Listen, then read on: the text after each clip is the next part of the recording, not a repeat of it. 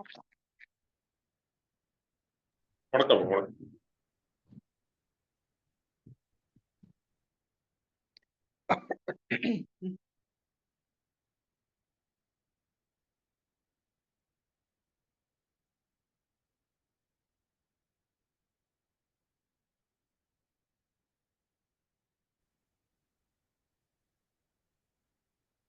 அருட்பெரும் ஜோதி அருட்பெரும் ஜோதி தனிப்பெரும் கருணை அருட்பெரும் ஜோதி திருவருட்பிரகாச வள்ளலார் திருவடிகளே சரணம் சரணம். சத்குருநாதா சத்குருநாதா சன்மார்க்க சங்கம் தழைக்க அருள் தாதா. எல்லா உயிர்களும் இன்புற்று வாழ்க, வள்ளல் மலரடி வாழ்க வாழ்க. அருட்பெரும் ஜோதி அருட்பெரும் ஜோதி தனிப்பெரும் கருணை அருட்பெரும் ஜோதி. திருச்சிற்றம்பலம்.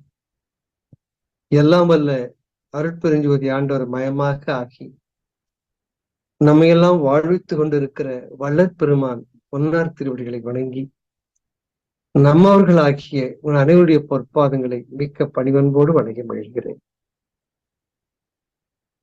சென்ற வாரம் நமது அன்பிற்குரிய ஆன்மநேய தயவாளர் திருமுருகன் ஐயா அவர்கள் நான் கிட்டத்தட்ட ஓராண்டிற்கு முன்பாக எழுப்பிய ஒரு 60 வினாக்களுக்கு அவர் அளித்திருந்த பதிலை, ஒரு முதல் 30 கேள்விகளுக்கு உண்டான பதிலை பாகம் 1 என்ற அளவிலே வழங்கினார்கள்.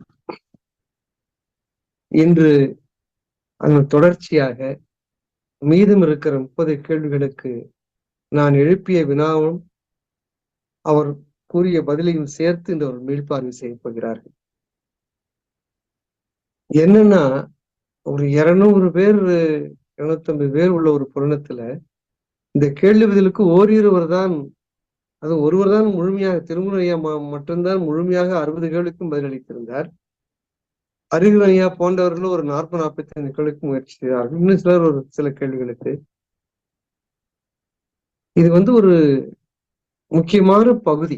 ஏன் கேள்வி கேட்கிறோம்னா, பரீட்சை வச்சு பாஸ் போட்டு மதிப்பெண் எல்லாம் போட்டு டிகிரி எல்லாம் கொடுக்க போறது. இது நம்ம ஆன்மாவுக்காக படிக்கிற படிப்பு. இந்த படிப்பிலே நாம் எத்தனை கருத்துக்களை மனதிலே உள்வாங்கி வைத்திருக்கிறோம் என்று மிக முக்கியம் இல்லைங்களா? அதை ஒரு சீர்தூக்கி பார்க்கத்தான். அதுவும் நீங்க மனப்பாடம் பண்ணி மனதில பதிய வைத்து ஒரு தேர்வு கூடத்திற்கு நீங்க எழுத வேண்டிய அவசியம் கூட இல்லை. பார்க்காம நீங்க வீட்டில் இருந்தபடியே பார்த்து ஒரு நாளிலோ 2 நாளோ 1 வாரமோ எடுத்துக்கொண்டு காலம் எடுத்துக்கொண்டு அதற்குண்டான பதில்களை தேடி மனதிலே வாங்கி அதை பதிலை எழுதி எனக்கு அனுப்ப வேண்டும் என்று சொன்னேன். புத்தகம் பார்த்து எழுதுகிற தேர்வு அது ஒரு கால அளவுக்கு உட்படாமல் ஒரு நாளோ 1 வாரமா கூட எடுத்துக்கொள்ளலாம். 1 வாரம் போய் 1 மாதம் போய் இப்பொழுது 1 ஆண்டு நிறைவடைகிறது. ஆகையினாலே அன்பர் பெருமக்களே, இது ஆன்மாவிற்காக படிக்கிற படிப்பு. இதிலே ஆன்மார்த்தமான ஈடுபாடு நமக்கு தேவை. அந்த வகையிலே இந்த 60 வினாக்களுக்கும் பதிலளித்த நமது அன்பு நண்பர் திருமுருகன் ஐயா அவர்களை நான் மனமாற பாராட்டுகிறேன். திருமுருகன் ஐயா மிக ஆழ்ந்து சிந்திக்கக்கூடிய ஒரு கூர்த்த மதியாளர். அவர் இந்த வகுப்புகளிலே கேட்கிற கேள்வியிலிருந்தே நீங்கள் அதை புரிந்து கொண்டிருக்கலாம். ஆழமாக கவனிக்கக்கூடியவர், சிந்தையிலே வாங்கக்கூடியவர், சிந்திக்கக்கூடியவர். அப்படிதான் இந்த சத் விஷயங்களை, இறை தொடர்பான செய்திகளை நாம் படிக்கணும். ஒரு சினிமா கதை போல, ஒரு நாவல் போன்றோ, இன்னும் சொல்ல போனால் பள்ளி படிப்பு போன்ற கூட படிக்க முடியாது. பள்ளி படிப்பு கூட ஒரு தேர்வுல மதிப்பெண் எடுக்கணுங்கிற ஒரே நோக்கம் தான். அந்த கருத்துக்களை உள்ளே போய் பதிய வேண்டும் என்கிற அவசியம் இல்லை. மனப்பாடம் வச்சுட்டா போதும். இன்றைய கல்வி முறை அப்படி இருக்கிறது. ஆனால் நமது திருமுருகன் ஐயா அவர்கள் சொன்னது, முயற்சி செய்தது போல ஆழ புரிந்து கொள்ள வேண்டும். அதுவும் அடிப்படை கேள்வி தான். எழுப்பிய 60 கேள்விகளும் இது மேல்நிலை பாட கேள்விகள். அதற்கு முன்னாலே மற்ற நிலைகளிலே நாம் பார்த்த பாடங்களிலே ஒரு 100 கேள்வி எழுப்பியிருந்தேன். அதிலேயும் பெரும்பாலானோர் விடையளிக்கவில்லை. தயவு கூர்ந்து எங்களுடைய தாள்களை பணிந்து நான் கேட்டுக்கொள்கிறேன். இது ஒரு அரிய முயற்சி, பெரிய முயற்சி. சன்மார்க்கத்தில் எடுத்திருக்கிற ஒரு மிகப்பெரிய முயற்சி. சன்மார்க்கத்தை படிப்படியாக அறிந்து கொள்ளுகிற முயற்சியாகவே எல்லோரும் மீண்டும் ஒரு முறை அந்த 60 வினாக்களை நீங்கள் பாருங்கள். அது தமிழ் வான் மெய்யியல் வினாவிடை அந்த வெளியிலே வெளியிடப்பட்டிருக்கிறது. அந்த வினாக்களை பாருங்கள். இந்த வினாக்களுக்கு உண்டான உங்கள் பதிலை தவறா இருக்கும்னு பயப்பட வேண்டிய அவசியம் இல்லை. நான் அடிக்கடி சொல்லுவேன், எதுவும் தவறு சரி என்று எதுவுமே இல்லை. நீங்கள் அப்படி சிந்திக்கிறீர்கள், அவ்வளவுதான் அர்த்தம் இருக்கு. நான் சொல்றது முழுவதும் சரின்னு எடுத்துக்க முடியுமா? நான் பெருமான் கருத்தை எடுத்து சொல்கிறேன். அதனால பெருமான் கருத்தை அப்படியே சொல்வதாலே தவறு இருந்தால் பெருமானுக்கு தான் போகும். ஆனால் பெருமான் தவறு சொல்ல மாட்டார். என் சொந்த கருத்தாக சொல்கிற கருத்திலே 1, 2 தவறு இருக்கலாம். ஆனால் பெருமான் கருத்தை தான் நான் பெரும்பாலும் எடுத்து சொல்கிறேன். அதனாலே அன்பர்கள் தவறு சரி என்று பார்க்க வேண்டாம். அது எனக்கு தான் நீங்க அனுப்பலாம். தனிப்பட்ட முறையில் கூட எனக்கு அனுப்பலாம். அது ஒண்ணும் தவறு சரியே இல்லைங்க. அதனால நீங்க எல்லோரும் தயவு செய்து முயற்சி செய்யுங்கள் என்று சொல்லி மீண்டும் நமது திருமுரு ஐயா அவர்களை நான் உளமாற பாராட்டுகிறேன். நான் சென்ற வாரம் அவர் 30 கேள்விகளுக்கு பாகம் 1 வினாவையும் விடையும் கொடுத்தார்கள். மிக சிறந்த முயற்சி, நல்ல முயற்சி எடுத்திருக்கிறார். 1, 2 புரிந்து கொள்வதிலே இருக்கலாம்.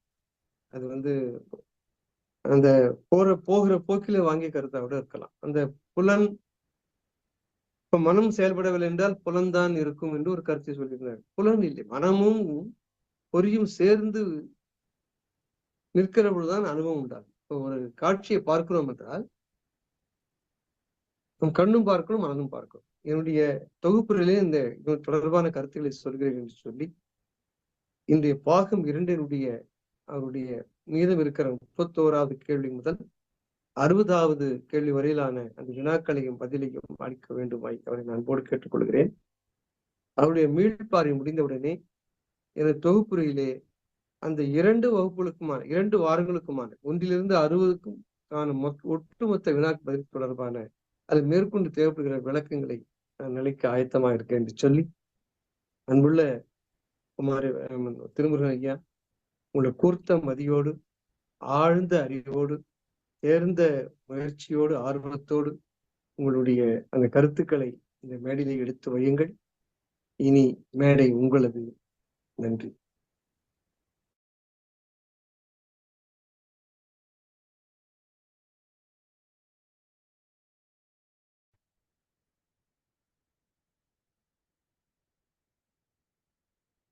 வணக்கம்.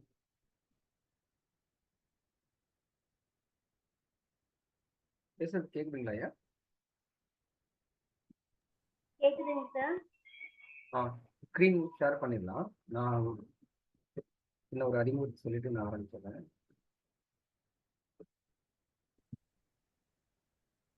அருட்பெரும் ஜோதி அருட்பெரும் ஜோதி தனிப்பெரும் கருணை அருட்பெரும் ஜோதி.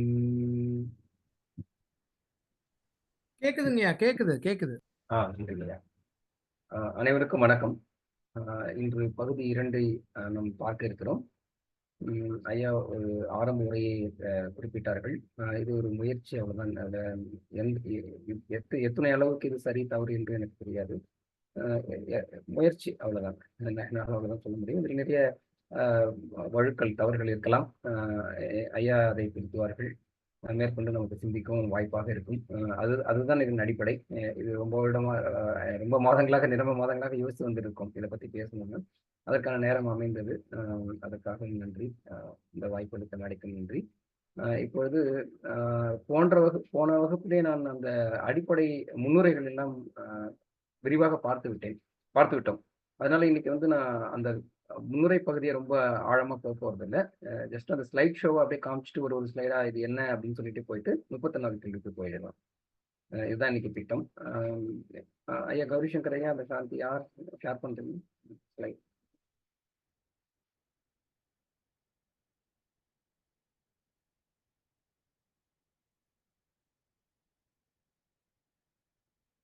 நன்றி. ஆம்,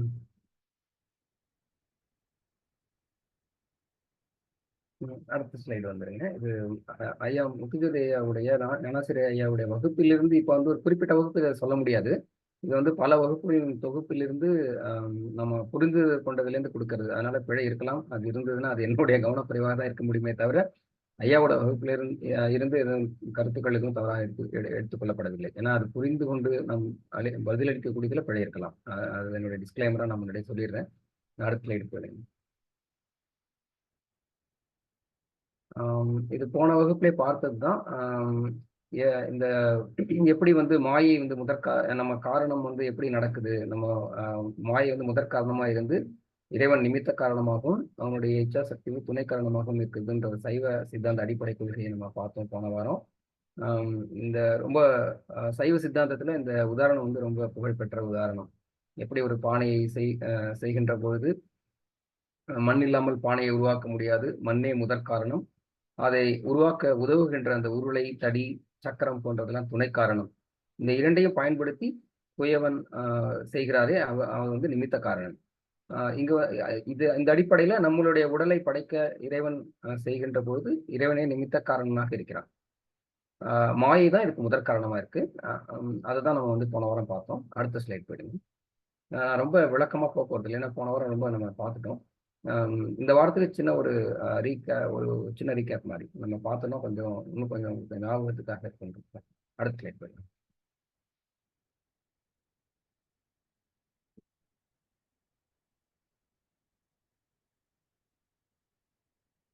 போயிடுச்சுங்களா? தெரியலையே.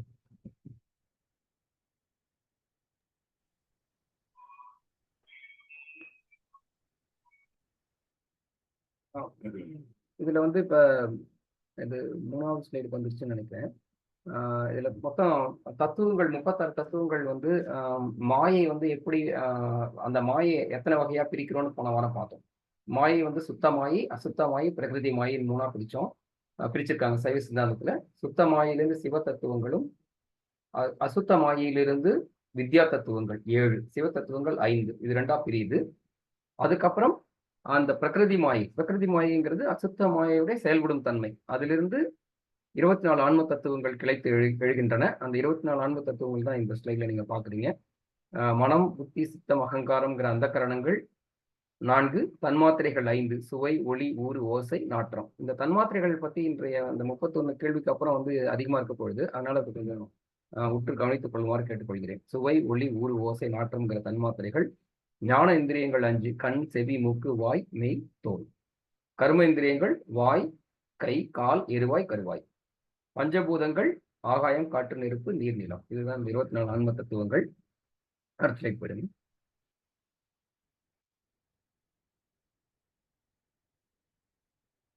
இது சிவ தத்துவங்கள் என்னென்ன இருக்கு அப்படின்றத நம்ம பார்த்தோம். நாத தத்துவம், சக்தி, சதாசிவம், ஈஸ்வரம், சுத்த வித்தை அப்படிங்கிற 5 தத்துவங்கள் இருக்கு. இதுல என்னென்னலாம் இருக்குன்னு பார்த்தோம். உருவம் எது, அருவம் எது, அருவுருவம் எது அப்படிங்கிறதெல்லாம் பார்த்தோம். இதை ஒரு நீங்க பார்த்துக்கீங்க. இதை பத்தின கேள்விகள் இதுல அதிகமா இல்லை. அடுத்த 60 கேள்விகள் இது இல்லை. மேலும் நம்ம வகுப்புகள்ல வரக்கூடும். அதனால இது வந்து நம்ம தெரிஞ்சுக்கிறது நல்லது. அடுத்த ஸ்லைட் வரலாம். இது வித்யா தத்துவங்கள். அந்த 7 சொன்ன காலம்ங்கிறது எவ்வளவு முக்கியம். ஏன்னா நம்ம தொல்காப்பியத்திலிருந்தே காலமும் பொழுதும் அப்படிங்கிறத பார்த்துருக்கோம். டைம் அண்ட் ஸ்பேஸ் அப்படின்னு ஐன்ஸ்டீனோட இதுவும் நம்ம பார்த்துருக்கோம். அதனால காலம் எவ்வளவு முக்கியம். தமிழர்கள் நம்ம சைவ சித்தாந்தத்துல காலம் தான் முதல்ல இருக்கு வித்யா தத்துவத்துல. அதுக்கப்புறம் நியதிங்கிறது ஊர், கலைங்கிறது ஒரு அசைவு, வித்தைங்கிறது வந்து அறிவு அல்லது சித்தம், அராகம்ங்கிறது இச்சை அல்லது ஆசை, குருடன்கிறது நம்ம அந்த ஆன்மா. இந்த 5 சட்டைகளையும் அழிந்து கொள்ளக்கூடிய ஆன்மா. மாயை வந்து குருடனுக்கு துணையா இருப்பது. அதான் பார்த்துட்டோம். அந்த ஆற்றல். இது 5ம் வந்து 7ம் வந்து வித்யா தத்துவங்கள். அடுத்து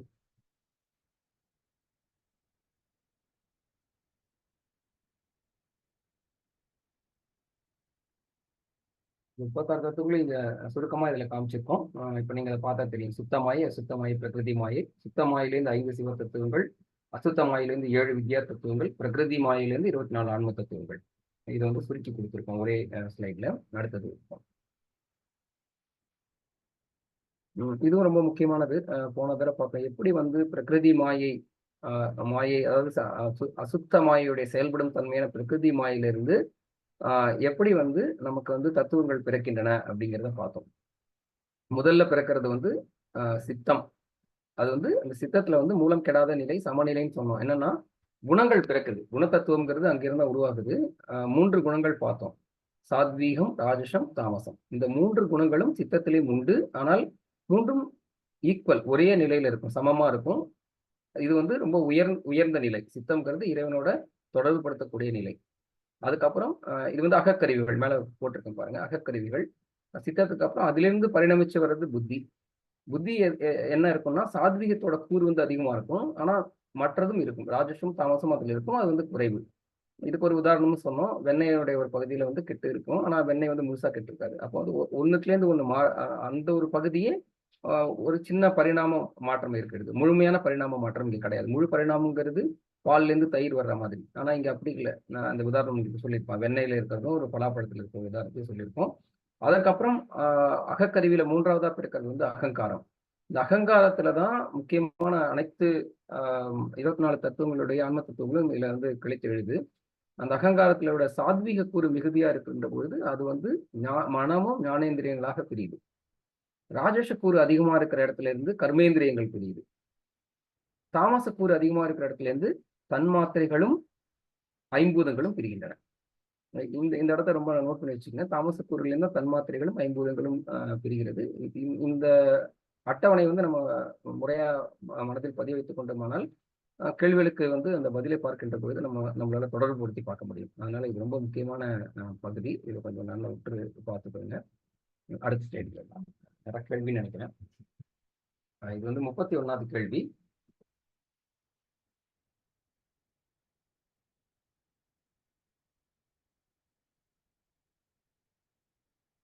கேள்வி என்னன்னா, சித்தம், புத்தி, அகங்காரம் மற்றும் மனம் போன்ற அகக்கருவிகளில் மனம் மட்டும் ஏன் புறக்கருவியில் வைக்க வேண்டும்? மனமும் அகக்கருவிதான். ஆனா நீங்க அந்த பார்த்திருப்பீங்க, அகங்காரத்தினுடைய சாத்வீக கூறு அதிகமா இருக்கின்ற பொழுது ஞானேந்திரியம்ங்கிற புறக்கருவி கூட சேர்ந்து இருக்குது இந்த மனம். ஏன்னா அதுக்கான பதில், மனம் வந்து தனித்த அனுபவத்தை பெறாது. புறக்கருவிகளான ஞானேந்திரியங்களோடும் கர்மேந்திரியங்களோடும் செயல்பட்டு அனுபவத்தை புத்திக்கு அனுப்புவதால் புறக்கருவியாகிறது. அது அகக்கருவி. நம்ம வந்து சித்தம், புத்தி, அகங்காரம், மனம் 4ம் அகக்கருவின்னு சொன்னாலுமே மனம்ங்கிறது தனித்து செயல்பட முடியாது. இப்ப ஐயா கூட ஆரம்ப உரையில சொன்னாங்க, அந்த பொறியோட சேர்ந்து அந்த பொறியும் மனமும் சேர்ந்தால்தான் அனுபவம் கிடைக்கும். அந்த அனுபவத்தை மனம் தனித்து பெற முடியாது, பொறியோட சேர்ந்துதான் பெற முடியும். அதனாலதான் அதை வந்து நம்ம புறக்கருவிகளா வைத்திருக்கிறோம் அப்படிங்கிறது வந்து இங்க என்னுடைய புரிதலா இருக்கிறது. அப்போ வந்து இந்த ஞானேந்திரியமும் கர்மேந்திரியமும் அதுவும் தனித்து செயல்பற்ற முடியாது. அதனுடைய அனுபவத்தை பெற வேண்டுமானால் மனத்தோடு இணைய வேண்டும். அந்த மனத்தோடு இணைந்துதான் அனுபவத்தை பெற முடியும். அதனாலதான் மனம்ங்கிறது வந்து தனியா பிரிச்சு வச்சிருக்காங்க. சாத்வீக கூறுல ஞானேந்திரியத்தை கூட சேர்த்து வச்சிருக்காங்க. இதை புரிஞ்சு கொள்றதுக்கு ஓமானம் சொல்லுங்கிறது 32வது கேள்வி. இதுக்கு வந்து ஐயா என்ன சொன்னாங்கன்னா, மனம்ங்கிறது வந்து இந்த நம்ம மகாபாரதத்துல பார்த்துட்டோம்னா திரௌபதி வந்து மனமா வச்சுட்டோம்னா, பஞ்சபாண்டவர்கள் வந்து ஞானேந்திரியங்கள். இந்த 5 இந்திரியங்களும் பஞ்சபாண்டவர்களா இருந்து அவங்களுடைய மனைவியா வந்து மனம் இருக்கிறது. அப்ப அந்த இது வந்து கணவன் மனைவி உறவு போல. அந்த 2 பேரும் சேர்ந்த ஒரு பயனை துய்ப்பது எப்படின்னா, தனித்தனியா இருந்தாங்கன்னா அது வந்து இல்லற வாழ்க்கை நிறைவுறாது. அந்த மாதிரி மனமும் இந்த ஞானேந்திரியங்களும் சேர்ந்தால்தான் அனுபவம் கிட்டும். அதனால இந்த உதாரணத்தை வந்து நாம வந்து நினைவில் வைத்துக் கொண்டோமானால் எளிதாக புரியும். திரௌபதிங்கிறது மனமும் பஞ்சபாண்டவர்கள் ஞானேந்திரியங்களாக வச்சுக்கணும், கணவன் மனைவி போல என்று நம்ம உதாரணமா இதை வைத்துக் கொண்டால் எளிதாக புரிந்து கொள்ள முடியும். 33வது கேள்வி என்னன்னா, கண், மூக்கு, வாய், செவி, மெய் ஞானேந்திரியங்களா? இல்லை என்றால் என்ன? இதுவும் ஒரு நுட்பமான கேள்வி. நேரடியா பார்த்தோம்னா இப்ப நம்ம அங்க வந்து பார்த்ததுல வந்து இப்படித்தான் நம்ம அங்க இருக்கு. அந்த அட்டவணையில பார்த்துருப்பீங்க. கண், மூக்கு, செவி, வாய், மெய், இது வந்து ஞானேந்திரியங்கள் தான் அங்க போட்டிருக்கோம். ஆனா நீங்க கவனிச்சீங்கன்னா அதுல வந்து அந்த ஆற்றல், அந்த கண்ணுனா ஒளி, கண்ணொளி, மூக்குனா நுகர்திறன், வாயினா உங்களுக்கு வந்து சுவை, இந்த இந்த ஆற்றல் அதுக்கு இல்லைன்னா அது வந்து வெறும் அந்த புலன் தான். அதுக்கு வந்து எந்த விதமான தனித்துவமும் கிடையாது. அப்படின்னு சொல்றப்ப அது ஞானேந்திரியம் கிடையாது. கீழே கூட கொடுத்திருப்பேன், கண் என்ற புலனில் பார்வைத்திறன் இல்லை என்றால் அது வெறும் உறுப்பு மட்டுமே. அதே மாதிரி செவிக்கு திறன் இல்லைன்னா அந்த செவியினுடைய பயன் ஒன்றும் கிடையாது. ஒரு ஐடியலா தான் இருக்கும். அப்போ வந்து அந்த புலன் வந்து ஞானேந்திரியம் கிடையாது. அந்த புலனில் செயல்படுகின்ற ஆற்றலே ஞானேந்திரியம். அதை நம்ம புரிஞ்சுக்கணும். ஆனா அந்த தனியா நம்ம சொல்ல முடியாது. அதனாலதான் அது இப்ப கண் அப்படின்னா அந்த கண்ணோட அந்த ஆற்றலும் சேர்ந்ததுதான் கண். அந்த ஆற்றல் இல்லை என்றால் அது கண் கிடையாது. அப்போ வந்து அது வெறும் புலன் தான். அந்த புலனுமே உதாரணத்துக்கு இப்போ ஒரு இறந்து விட்டார்கள்னா இந்த அஞ்சு புலனுக்குமே அங்க ஒன்றும் வேலையே கிடையாது. ஏன்னா அந்த ஆற்றல் அங்க இல்லை. அப்போ அந்த புலன் இருக்கும். ஆனா அதுக்கான ஆற்றல் இல்லாதனால அதால உணர முடியாது. அப்போ வந்து அது வந்து சடமாயிடும். அதுக்கு ஒரு ஒண்ணுமே இல்லாம போயிடும். அப்போ வந்து வெறும் புலன்களை வைத்து நம்ம ஞானேந்திரியம் சொல்ல முடியாது. அந்த ஆற்றல்கள் இருந்தால்தான் அவை ஞானேந்திரியங்கள். இதுதான் அந்த 33வது கேள்விக்கான பதிலாக நான் பார்க்கின்றேன். அடுத்து 34வது கேள்வி. இது இது வந்து கர்மேந்திரியங்களுக்கும் பொருந்துமா அப்படின்னு ஐயா கேட்டிருந்தாங்க. என்னுடைய பதில் வந்து கர்மேந்திரியங்களுக்கும் இது பொருந்தும். ஏன்னா இப்போ வந்து கர்மேந்திரியங்கள்லயும் வந்து வாய் இருக்கிறது, எருவாய், கருவாய், எல்லாமே இருக்கிறது, கை கால் எல்லாம் இருக்கு. இப்ப இது வந்து தனித்து செயல்பட முடியுமா? கண்டிப்பா அதுக்கான ஒரு ஆற்றல் இருக்கணும். அந்த ஆற்றல் இருந்தாதான் அது வந்து செயல்பட முடியும். இல்லை என்றால் அதால செயல்பட முடியாது. அதனால இது கர்மேந்திரியங்களுக்கும் பொருந்தும் அப்படிங்கிறது தான் என்னுடைய பதிலா நான் பார்க்கிறேன். 35வது கேள்வி வந்து எனக்கு அதை மட்டும் நான் தவிர்த்திருக்கேன். ஏன்னா அது இந்த கேள்வி எனக்கு முழுசா புரியல. அதனால கர்மேந்திரியங்களை தவிர்த்து மற்ற உறுப்புகளின் கழிவுகளை எப்படி எடுத்துக்கொள்ள வேண்டும் அப்படின்னு ஒரு கேள்வி இருந்தது. இது வந்து நான் அப்படியே பார்க் பண்ணிப்பேன், ஒத்தி வச்சிருக்கேன். இது வந்து கொஞ்சம் புரிந்து கொண்டு பதில் சொல்லலாம் என்று 36வது கேள்விக்கு போயிடுறேன். எருவாய் கழிவுகளை வெளியேற்றுகிறது, கருவாய் சிறுநீரை வெளியேற்றுகிறது, பின்பு ஏன் ஒன்றாக சொல்லக்கூடாது? இப்ப இது இது இந்த எருவாய் கருவாய் எங்க வருது? கர்மேந்திரியத்துல வருது. நம்ம வினைகளை செய்யக்கூடிய கர்மங்களை செய்யக்கூடிய கர்மேந்திரியத்துல இந்த எருவாயும் கருவாயும் வருது. எருவாயோட பணி என்ன? எருவாய் வந்து கழிவுகளை மட்டும் வெளியேற்றும். கருவாயிலும் கழிவுகள் வெளியேறும். ஆனால் கருவாய் வந்து கரு உற்பத்தி என்ற இன்றியமையாத செயலை செய்வதால் அதன் முதன்மை செயலை கொண்டு கருவாய் என்றே கொள்ள வேண்டும். அதை வந்து அதுவும் வந்து கழிவுகளை தள்ளுறதுனால அதுவும் எருவாய் அப்படின்னு நம்ம சொல்ல முடியாது. அதனாலதான் இது ரெண்டையும் தனித்தனியா பிரிக்கிறாங்க. இது டியூவல் ரோல். அந்த 2 வேலையும் கருவாய் செய்கிறது. ஆனால் எது முதன்மைன்னு பாத்தீங்கன்னா அந்த இடத்துல ஒரு ஜனனம், ஒரு பிறப்பு நிகழ்றதுக்கான ஒரு உறுப்பாக இருக்கின்ற பொழுது அதோட வெயிட்டேஜ், அதோட ஆளுமை தன்மை வந்து அதிகமாகி விடுகிறது. அதனாலதான் நம்ம வந்து கருவாயை தனியாகவும் எருவாயை தனியாகவும் பிரிக்கிறோம். எருவாய்ங்கிறது கழிவுகளுக்கு மட்டுமே உள்ளது.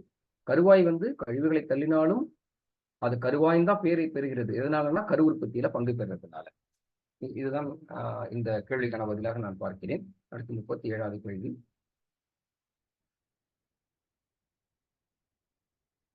கர்மேந்திரியம் அகங்காரத்தின் ராஜச கூறுகளிலிருந்து பரிணாமம் அடைந்தது என்று ஏன் சொல்ல வேண்டும்? இப்ப அந்த சார்ட்டை நீங்க பாத்தீங்கன்னா தெரியும். சாத்விக கூறிலிருந்து மனம், ஞானேந்திரியங்களை காமிச்சிருப்போம். அகங்காரத்தோட ராஜச கூறிலிருந்து பரிணாமமானதுதான் கர்மேந்திரியம். தனியா அது நிற்கும், மிடில் பாத்தீங்கன்னா நிற்கும். ஏன் அப்படி சொல்றோம் அப்படின்னா, ஒரு ஆன்மா வந்து செயல்படணும் அப்படின்னா அந்த செயல்பாட்டு தன்மையை குறிக்கிற குணம் வந்து ராட்சச குணம். போன வகுப்புல கூட சொல்லியிருப்போம். ராவணனை வந்து சொல்லியிருப்போம் அதுக்கு உதாரணமா. ஏன்னா அந்த செயல்பாட்டு தன்மை, ஒரு அக்ரசிவ்னஸ் இருக்கக்கூடியது, இது பேரு தான் ராஜச குணம். அப்ப வந்து இது எது செய்யும்னா, ஞானேந்திரியங்கள் வந்து ஞானத்தை நோக்கி இலக்குக்கு போறதுக்கு முன்னாடி அதுக்கான செயல்பாடு எங்க கர்மேந்திரியங்கள்ல இருந்து ஆரம்பிக்கணும். அப்ப அந்த செயல்பாடு எங்க வரும்னா ராஜச குணத்திலிருந்து தான் பிறக்கும். அதனால இது ராஜச குணத்திலிருந்து பிறப்பதனால அந்த கர்மேந்திரியங்களை அந்த இடத்துல வச்சிருக்காங்க. அதை தாமச குருளையும் வைக்கல, சாத்வீக குருளையும் வைக்கல. அதுதான் இதற்கான பதில். இந்த வெண்ணெய் உதாரணம் ஏற்கனவே நான் சொல்லிட்டேன். அதனால நம்ம அதை திருப்பி பார்க்க வேண்டியதில்லை. ஆகவே ராஜச கூறிலிருந்து தான் கர்மேந்திரியம் வந்து பரிணமிக்கிறது. இதுதான் என்னுடைய பதில். 38வது கேள்வி வந்து அகங்காரம் தாமச கூறுவிலிருந்து பிறப்பது தன்மாத்திரையா? இந்த கேள்வி நேரடியாக பதில் ஆம். நீங்க அகைன் அந்த திருப்பி அந்த ஸ்லைடு தான் போகணும். அகங்காரத்திலிருந்து பிரியறதுல 3வது கூறா கீழே வச்சு காமிச்சிருக்கிறது தாமச கூறு.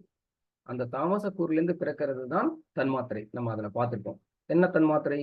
சுவை, ஒளி, ஊறு, ஓசை, நாற்றம். இந்த 5ம் வந்து தன்மாத்திரைகள்.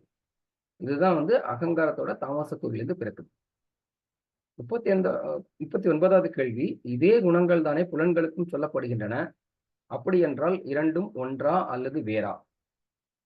இப்ப இந்த சுவை, ஒளி, ஊறு, ஓசை, நாற்றம்ங்கிற குணம் தானே புலன்களுக்கும் சொல்றோம். இந்த புலன் வந்து சுவையை உணர்கிறது, ஒளியை பார்க்கிறது, ஊருனா நம்ம தொடு உணர்ச்சி இருக்கிறது, ஓசை. அப்ப அந்த புலனும் அந்த குணமும் ஒன்றா அப்படின்னு கேட்டா ரெண்டும் வேறு. இதுதான் பதில். 40வது கேள்வி, அது எப்படி வேறு என்று நம்ம பார்க்க போறோம். 40வது கேள்வி போலாம்.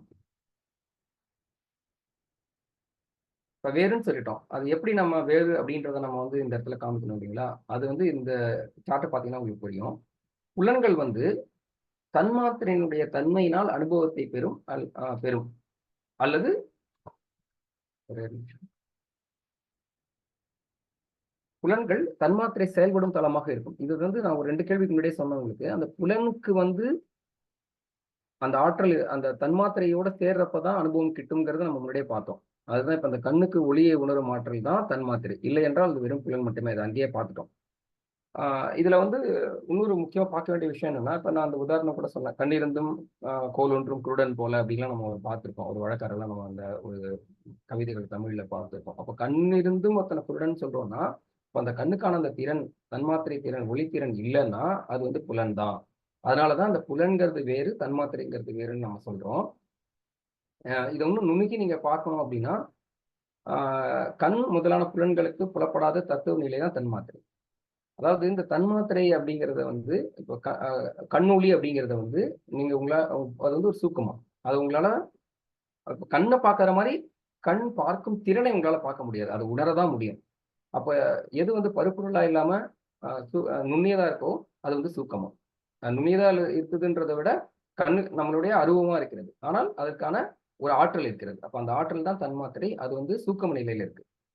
இப்ப அதுக்கு இன்னும் விளக்கம் கொடுக்கணும்னா, அந்த தன்மாத்திரைங்கிறது அதுவாகவே இருக்கும். ஒரு சுவைனா அந்த சுவை வந்து இது இன்னும் அடுத்தடுத்த கேள்வியில வந்து நம்ம விரிவா பார்க்க போறோம். இப்ப நான் அந்த உதாரண கீழே கொடுத்திருக்கேன். இப்ப ஓசைங்கிற ஒரு தன்மாத்திரை இருக்கு. ஒலி அப்படின்ற தன்மாத்திரை. அந்த தன்மாத்திரையிலிருந்து ஒரு வீணையினுடைய நாதமா அல்லது ஒரு வல்லோசையா அப்படிலாம் நம்ம வேறுபடுத்தி பார்க்க முடியாது. அது ஏன் அப்படின்னா, உங்களுக்கு தான் வீணையோட ஓசை வந்து நல்லோசை, வல்லோசைங்கிறதே தவிர, அந்த ஓசைங்கிறது ஒரு ஓசை அவ்வளவுதான். அதற்கு வந்து எந்த விதமான பேதமோ வேறுபாடோ கிடையாது. அதை உங்க புலன் உணர்கின்ற பொழுது உங்கள் மனத்தோடு சேர்ந்து அதற்கான ஒரு அனுபவத்தை கொடுக்கும். இதே அனுபவம் தான் இன்னொருத்தருக்கும் கிடைக்குமா அப்படின்னா நமக்கு தெரியாது. அப்ப அந்த புலனை சார்ந்து இது மாறிடுது. ஆனா அது ஒரிஜினல் மாறாது. அதுல இருந்து வரக்கூடிய ஓசை தான். அதுக்கு தனியா வந்து நல்லதோ கெட்டதோ கிடையாது. அப்ப அந்த தன்மாத்திரைங்கிறது அதுவாகவே இருக்கும். புலன்களின் நீங்கள் உங்கள் புலன் வழியாக அதை உணர்கின்ற பொழுதுதான் அது வந்து வேறுபாடு இருக்கிறது. அப்ப அதுதான் அந்த தன்மாத்திரை வந்து அப்ப சூக்கும நிலையில இருக்கும். இப்ப வந்து அது எப்ப வந்து தூல நிலைக்கு போகும் அப்படின்னா, இப்ப புலன்களுக்கு புலப்படுகின்ற பொழுது அது பரும பொருளா அது வந்து தூலமா மாறிடுது. அது வரைக்கும் அது சூக்கமம் தான். ஏன்னா அந்த ஒளி இருந்துகிட்டே தான் இருக்கும். உலகம் முழுக்க அந்த ஓசையோ ஒளியோ ஒண்ணு இருந்துகிட்டே இருக்கும். அதை வந்து நீங்க ஒரு மீட்டி எங்கேயோ ஒரு இடத்துல கொடுக்குறீங்கன்னா, உங்க புலன்களுக்கு வருகின்ற பொழுது அது தூலமா மாறி விடுகிறது. அதனாலதான் அது வந்து தன்மாத்திரை சூக்கமும் புலன்களுக்கு கிட்டுகின்ற பொழுது அது தூலம். அப்ப புலன் வந்து தூலமா ஆயிடுது. அந்த அனுபவத்தை பெறுகிறது. இதுதான் வந்து 40வது கேள்விக்கான கொஞ்சம் புரிஞ்சுக்க முயற்சி பண்ண ஒரு விளக்கமா நான் இங்க கொடுத்திருக்கேன். அடுத்து 41வது கேள்விக்கு போயிடலாம். அகங்காரம் நம் உடலில் தத்துவமாக பார்க்கிறோம். இதிலிருந்து பிறப்பது தன்மாத்திரை என்றால், தன்மாத்திரையிலிருந்து பிறப்பது பஞ்சபூதம் தோன்றுகிறதா? அப்படி என்றால் உடலில் இருந்து பஞ்சபூதங்கள் பிறக்கின்றனவா? இந்த கேள்வியை ரொம்ப கொஞ்சம் ஆழமா நீங்க பார்க்கணும். அகங்காரம் வந்து நம்ம உடல்ல தத்துவமா இருக்கு. சித்தம், புத்தி, அகங்காரம், அகக்கருவிகள். அது ஒரு தத்துவம். இதுல இருந்து என்ன பிறக்குது? தன்மாத்திரை பிறக்குது. இந்த அகங்காரத்தினுடைய தாமச கூறுகளிலிருந்து தன்மாத்திரைன்னு ஒண்ணு பிறக்குது. அது ஆற்றலையும் பார்த்தோம். அதுல இருந்து பஞ்சபூதம் வர மாதிரி காமிச்சிருக்கோம். அப்ப அந்த பஞ்சபூதம்ங்கிறது நம்ம உடம்புல இருந்து பிறக்குதா அப்படிங்கிறது அதுல கேள்வி. இதை கொஞ்சம் நுணுகி பார்க்கணும். இந்த இடத்துலையும் தன்மாத்திரையிலிருந்து பிறப்பது சூக்கும பஞ்சபூதங்கள். இதெல்லாம் போன கேள்வியிலே சொன்னேன். தன்மாத்திரை வந்து அது அளவுலே இருக்கும். அது வந்து சூக்குமமா இருக்கும். அது வந்து சூக்கும பஞ்சபூதங்களா பரிணமிக்கும். அது வந்து கீழே எப்படின்னு பார்க்க போறோம். இவை வந்து புலன்களால் உணரப்படும் நிலையில் பருப்பொருளான தூல பஞ்சபூத பிறப்பாகிறது. அது எப்படி அப்படின்னு பாத்தீங்கன்னா, இப்ப ஓசை அப்படிங்கிறது வந்து ஆகாயத்தோட கூறா நமக்கு வந்து பரிணமிக்குது. ஊறு அப்படின்னா தொடு உணர்ச்சின்னு சொன்னேன். அந்த தொடு உணர்ச்சி எந்த பூதத்துக்கு இணையா இருக்குன்னு பாத்தீங்கன்னா காற்று. காற்று வந்து நம்ம மேல மோதுகின்ற பொழுது அந்த தொடு உணர்ச்சி நமக்கு கிடைக்கும். அப்ப அந்த ஊருங்கிற தன்மாத்திரை காற்றுங்கிற பூதமா பரிணமிக்குது. ஒலி அல்லது ஓசைங்கிறது ஆகாயம். ஏன்னா அந்த ஒலி ஓசைங்கிறது எங்கும் விரிந்திருப்பது. அந்த விரிந்திருப்பது ஆகாயமா இருக்கும். அதிலிருந்து பிறக்கக்கூடியது காற்று. அந்த காற்றினுடைய தன்மாத்திரை வந்து ஊடு. அந்த காற்றிலிருந்து அடுத்து என்ன பிறக்குதுன்னு பாத்தீங்கன்னா நெருப்பு, தீ. தீக்கு என்ன தன்மாத்திரை? ஒளி. அந்த ஒளி தான் வந்து தீன்ற பூதமா உங்களுக்கு இருக்கு. ஆனா ஒளிங்கிறது வேற, அந்த பூதம்ங்கிறது வேற. அதுல இருந்து பரிணமிக்கிறது தான் தீ. அதே மாதிரி சுவைக்கு வந்து நீர், நாற்றத்துக்கு வந்து மண் அப்படின்ற அந்த பூதங்கள் வந்து இந்த தன்மாத்திரையினுடைய கூறாக பிறக்கின்றன. அப்ப சூக்கும தன்மாத்திரையிலிருந்து சூக்கும பூதங்கள் சூக்கும பூதத்தின் கூறாக தூலபூதம் உருவெடுக்கிறது. அதை வந்து ரொம்ப நுணுகி நம்ம பார்த்து புரிஞ்சுக்கணும். தன்மாத்திரை வந்து சூக்கமமா இருக்கும். அதுல இருந்து சூக்கம பூதங்களா வெளியில வந்து அந்த சூக்கம பூதத்தினுடைய கூறாக தூலபூதமா உருவெடுக்குது. அதுதான் வந்து பாத்தீங்கன்னா இந்த 5 பூதங்கள்: ஆகாயம், காற்று, தீ, நீர், மண் அப்படிங்கிற 5 பூதங்களா இருக்க தூலமா மாறுது. இதுதான் 41வது கேள்விக்கான பதிலா நான் கொடுத்துருக்கேன். அடுத்து 42. இதுவும் தன்மாத்திரை பத்தின ஒரு கேள்விதான். தன்மாத்திரை என்ற சொல்லின் பொருள் என்ன? எடுத்துக்காட்டுடன் விளக்குக. இந்த போன கேள்விக்கே நான் ஓரளவுக்கு இதுக்கு சொல்லியிருந்தேன். தன்மாத்திரைங்கிறது வந்து தன்னளவில் இருப்பது புலன்களுக்கு புலப்படாது. இப்ப அந்த போன கேள்வியிலே கூட பாருங்க, அந்த ஓசையோ, அந்த அந்த ஒளி, லைட், ஊறு, சுவை, இது வந்து இது நீங்க எப்படி விளக்குவீங்க? உங்களுக்கு நாக்குல உங்க நரம்புகள், அந்த சுவைகள், அந்த புலன்களுக்கு படுறப்ப உங்களுக்கு தெரியும். ஆனா அதுக்காக இப்ப அந்த சுவையே இல்லாம இருக்குமா? அது என்னைக்குமே இருக்கும். ஒரு சர்க்கரைன்றது அதற்கான சுவையோட இருக்கும். உங்களுக்கு தெரியுறது தெரியாம போறதுங்கிறது உங்க புலன் சார்ந்தது. அப்ப அது தன்னளவிலே இருக்கும். அந்த சுவைங்கிற அந்த தன்மாத்திரை தன்னளவிலே இருக்கும். அது யாருக்கும் கட்டுப்படாதது. அது அதுவாகவே இருக்கும். அப்ப அந்த தூல பூதங்களுக்கு வந்து அது காரணமா இருக்கு. அப்ப தன்மாத்திரை வந்து சூக்கம பூதமா இருக்கு. அதையும் நான் போன கேள்வியில சொன்னேன். அது வந்து சூக்கமமா இருக்கு அப்படின்னு. இந்த சைவ சித்தாந்தத்துல எப்படி சொல்றாங்கன்னா, இது எது கூடயும் தொடர்பற்றதால் தனிநிலை, கேவலம் அப்படின்னு சொல்றாங்க. இதுவே தன்மாத்திரை. இப்ப தொடர்பு நிலையில இருக்கிற பொழுது அதுக்கு பேரு விசிட்டம்னு சொல்றாங்க. அது தூலபூதங்கள் அப்படின்னு சொல்லுவோம். தூலபூதத்தை வந்து மகாபூதம்னு சொல்லுவோம். ஏன்னா அந்த தூலபூதங்கள்ல தான் வந்து தொடர்பு படுத்திடுறோம் பாருங்க. அந்த தன்மாத்திரை கூட தொடர்பு படுத்தி அதை வந்து உணரக்கூடிய நிலையில இருக்கின்ற பொழுது அது விசிட்டம். தனியா இருக்கிறப்ப அது கேவலம். இதுக்கு கூட ஒரு உதாரணமா ஐயா வந்து நம்ம அடிக்கடி இந்த வகுப்புல சொல்லியிருக்காங்க. இந்த வாக்கு பத்தி, அசரீதி பத்திலாம் படிக்கிறப்பயே நம்ம இதை வந்து கேட்டிருக்கோம்.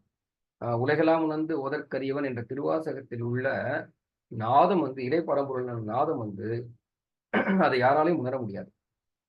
ஆனா அது வந்து நம்ம தில்லையில வந்து எல்லாருக்கும் அசரீரியா கேட்டுது அப்படின்னு அந்த கேட்கறதுன்னு வந்ததுக்கு அப்புறமே அது புலன்களுக்கு புலனாகி விட்டது என்றால் அது வந்து சிறப்பு ஒளி ஆயிடுது. பொது ஒளினா யாருக்கும் அது அது யாராலையும் புரிந்து கொள்ள முடியாத ஒளி. அப்ப என்னன்னா இந்த நாதம் வந்து அப்பையிலேருந்தே இருக்கு. இப்போ அந்த அது எடுத்து கொடுக்குற உலகெல்லாம்ங்கிற ஒளி நம்ம காதுக்கு என்னைக்கு வருதோ வந்த உடனே அது அந்த சிறப்பு அந்த பொது ஒளிங்கிறதுல இருந்து யாருக்கும் புரிஞ்சு கொள்ள முடியாத நிலையில இருந்து புரிந்து கொள்ளக்கூடிய நிலைக்கு வருகின்ற பொழுது அது சிறப்பு ஒளின்னு சொல்றோம். இந்த இடத்துல கொஞ்சம் நீங்க மாத்தி யோசிக்கணும். இந்த சிறப்பு ஒளினா அடிப்படை ஒளி சிறப்பு ஒளி இல்லை. சிறப்பு ஒளிங்கிறது இறங்கி வந்துருது. தன் நிலையிலேருந்து இறங்கி வந்துருது. ஒரு புரியாத விஷயமா இருக்கிறது வந்து பொது. அது எல்லாருக்கும் காமன். அது என்ன யாராலையும் புரிஞ்சுக்க முடியாது. அது வந்து பொது ஒளி. அதே வந்து உங்க காதுக்கு புலனாயிடுச்சு அப்படின்னா அது சிறப்பு ஒளி.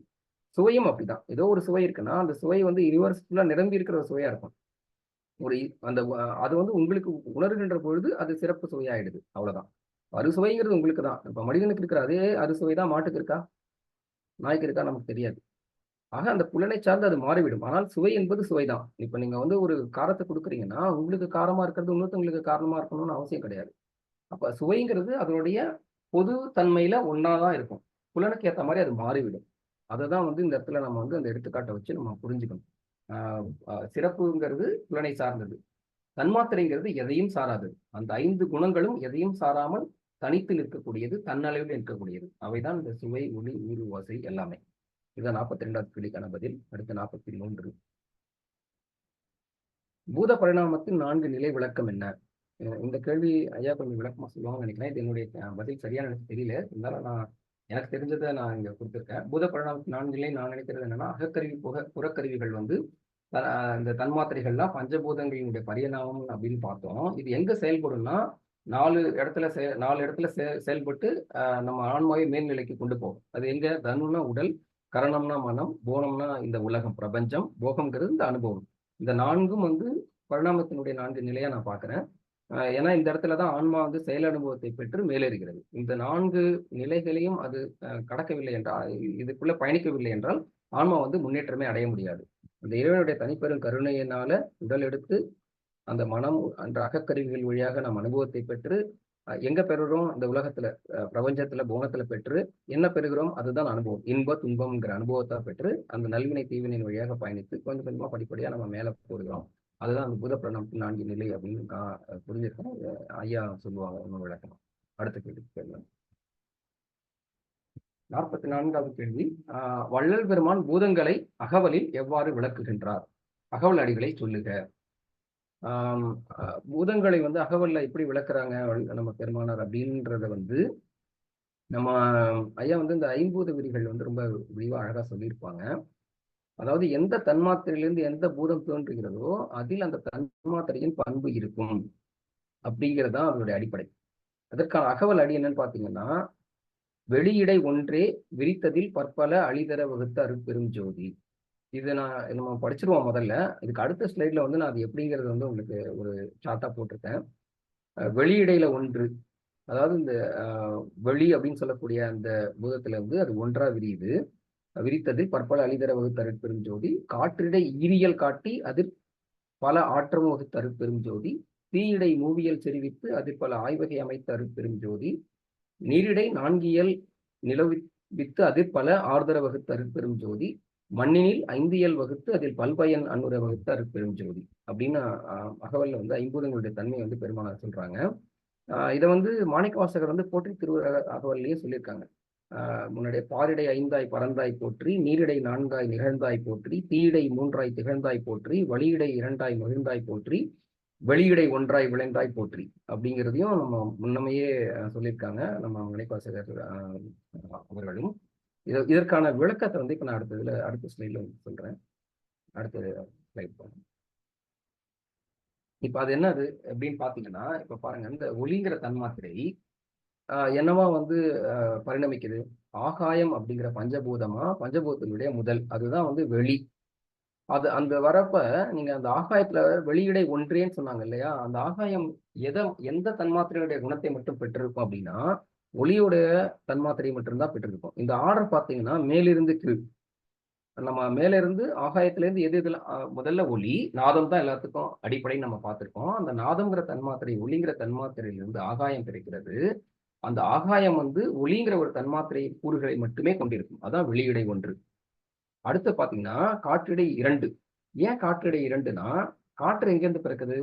ஆகாயத்திலேருந்து பிறக்குது. அப்ப ஆகாயத்துல ஏற்கனவே இருக்கிற ஒளிங்கிற அந்த தன்மாத்திரை அது கூடவே இருக்கும். காற்றுக்குன்னு ஒரு தன்மாத்திரை இருக்கு இல்லையா? அந்த மூல காரணம் நிலை, அது வந்து ஊறு. அப்ப 2 ஆயிடுது. அப்ப வெளியிடை அது காற்றிடை ஈரியல் வகுத்த அப்படின்னு பெருமானார் பாடியிருக்காங்க. அப்ப தீயிடை வந்து 3. ஏன்னா இப்ப 3 சேரணும். ஆகாயமும் காற்று 2த்துல இருந்து பிறக்கிறதுனா நெருப்பு. காற்றுக்கு அடுத்து பிறக்கக்கூடியது நெருப்பு. அந்த நெருப்பு எதெல்லாம் இருக்கும்?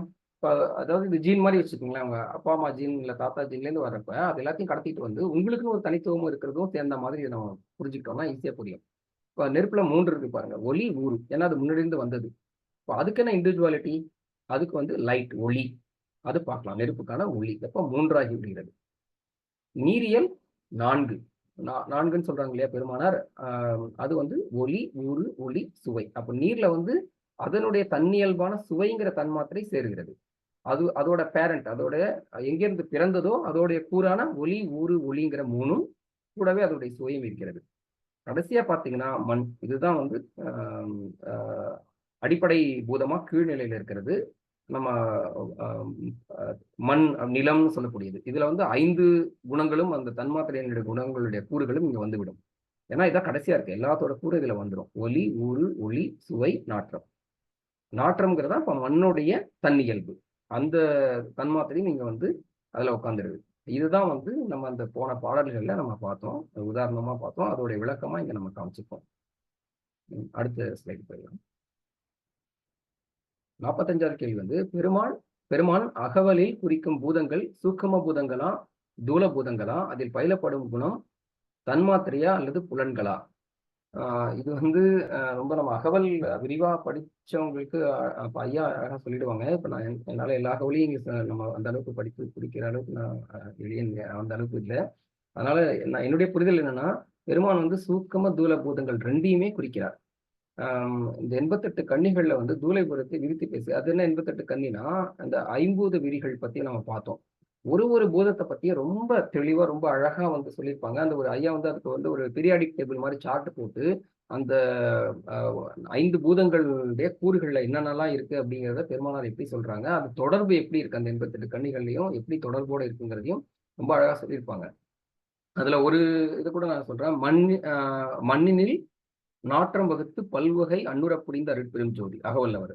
இப்ப பாருங்க, மண்ணுங்கிற பூதத்துல நாற்றம் வகுத்தது பல்வகை அன்னுர புரிந்த அருட்பெரும் ஜோதி அப்படின்னு வந்து சொல்றாங்க.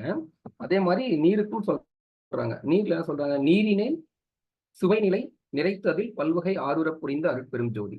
இத மாதிரி ஒன்னொன்றுக்கு சொல்றாங்க. அப்ப பாத்தீங்கன்னா இந்த பூதங்கள் 2 பூதங்களும் இருக்கு. சூக்கம பூதங்களும் இருக்கு, தூல பூதங்களும் இருக்கிறது. ஆக இரண்டையுமே வந்து பெருமானார் வந்து பறக்க பேசுறாங்க. அவங்க வந்து தன்மாத்திரை பத்தி இப்ப அந்த சுவைங்கிறது அப்ப வந்து தன்மாத்திரை ஆயிடுது. அப்ப சூக்கமம். மண் நாற்றம்னு சொல்றப்ப மண்ணோட நாற்றம்ங்கிறது வந்து தன்மாத்திரை, அது சூக்குமம். மண்ணுங்கிறது என்ன? தூலம். அப்ப ரெண்டுமே அதுல வந்துருது. அப்ப தூல புதமும் இருக்கிறது, சூக்கும புதமும் இருக்கிறது.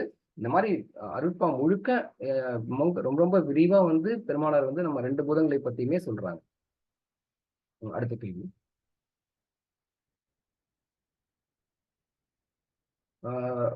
புலன்கள் 36 தத்துவத்தில் அடக்கமா இல்லையா? 36 தத்துவத்தில் அடங்காது என்றால் பின் எங்கே வரும்?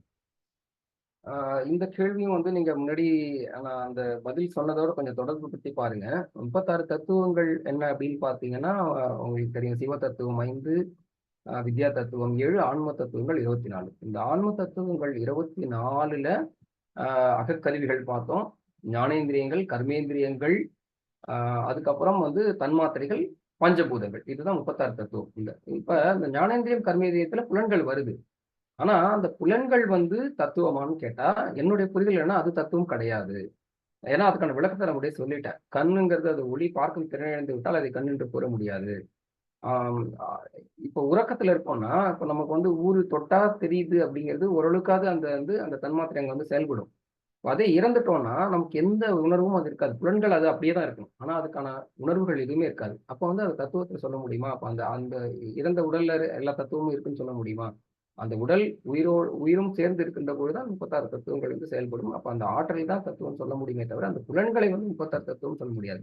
ஆனா அந்த இடத்துல அந்த பேரை சொல்லி ஆகணும். ஏன்னா அது ஆற்றல்னு சொல்ல முடியாது. அதனாலதான் வந்து கர்மேந்திரியங்களுக்கு சொல்றாங்க, ஞானேந்திரியங்களுக்கும் சொல்றாங்க. கண், செவி, தோல், மெய், வாய் அப்படிங்கறது வந்து நம்ம பாக்குறோம். அதே மாதிரி வந்து கருவாய், இருவாய், கை, கால் அதெல்லாம் வந்து கர்மேந்திரியங்கள்ல பாக்குறோம்.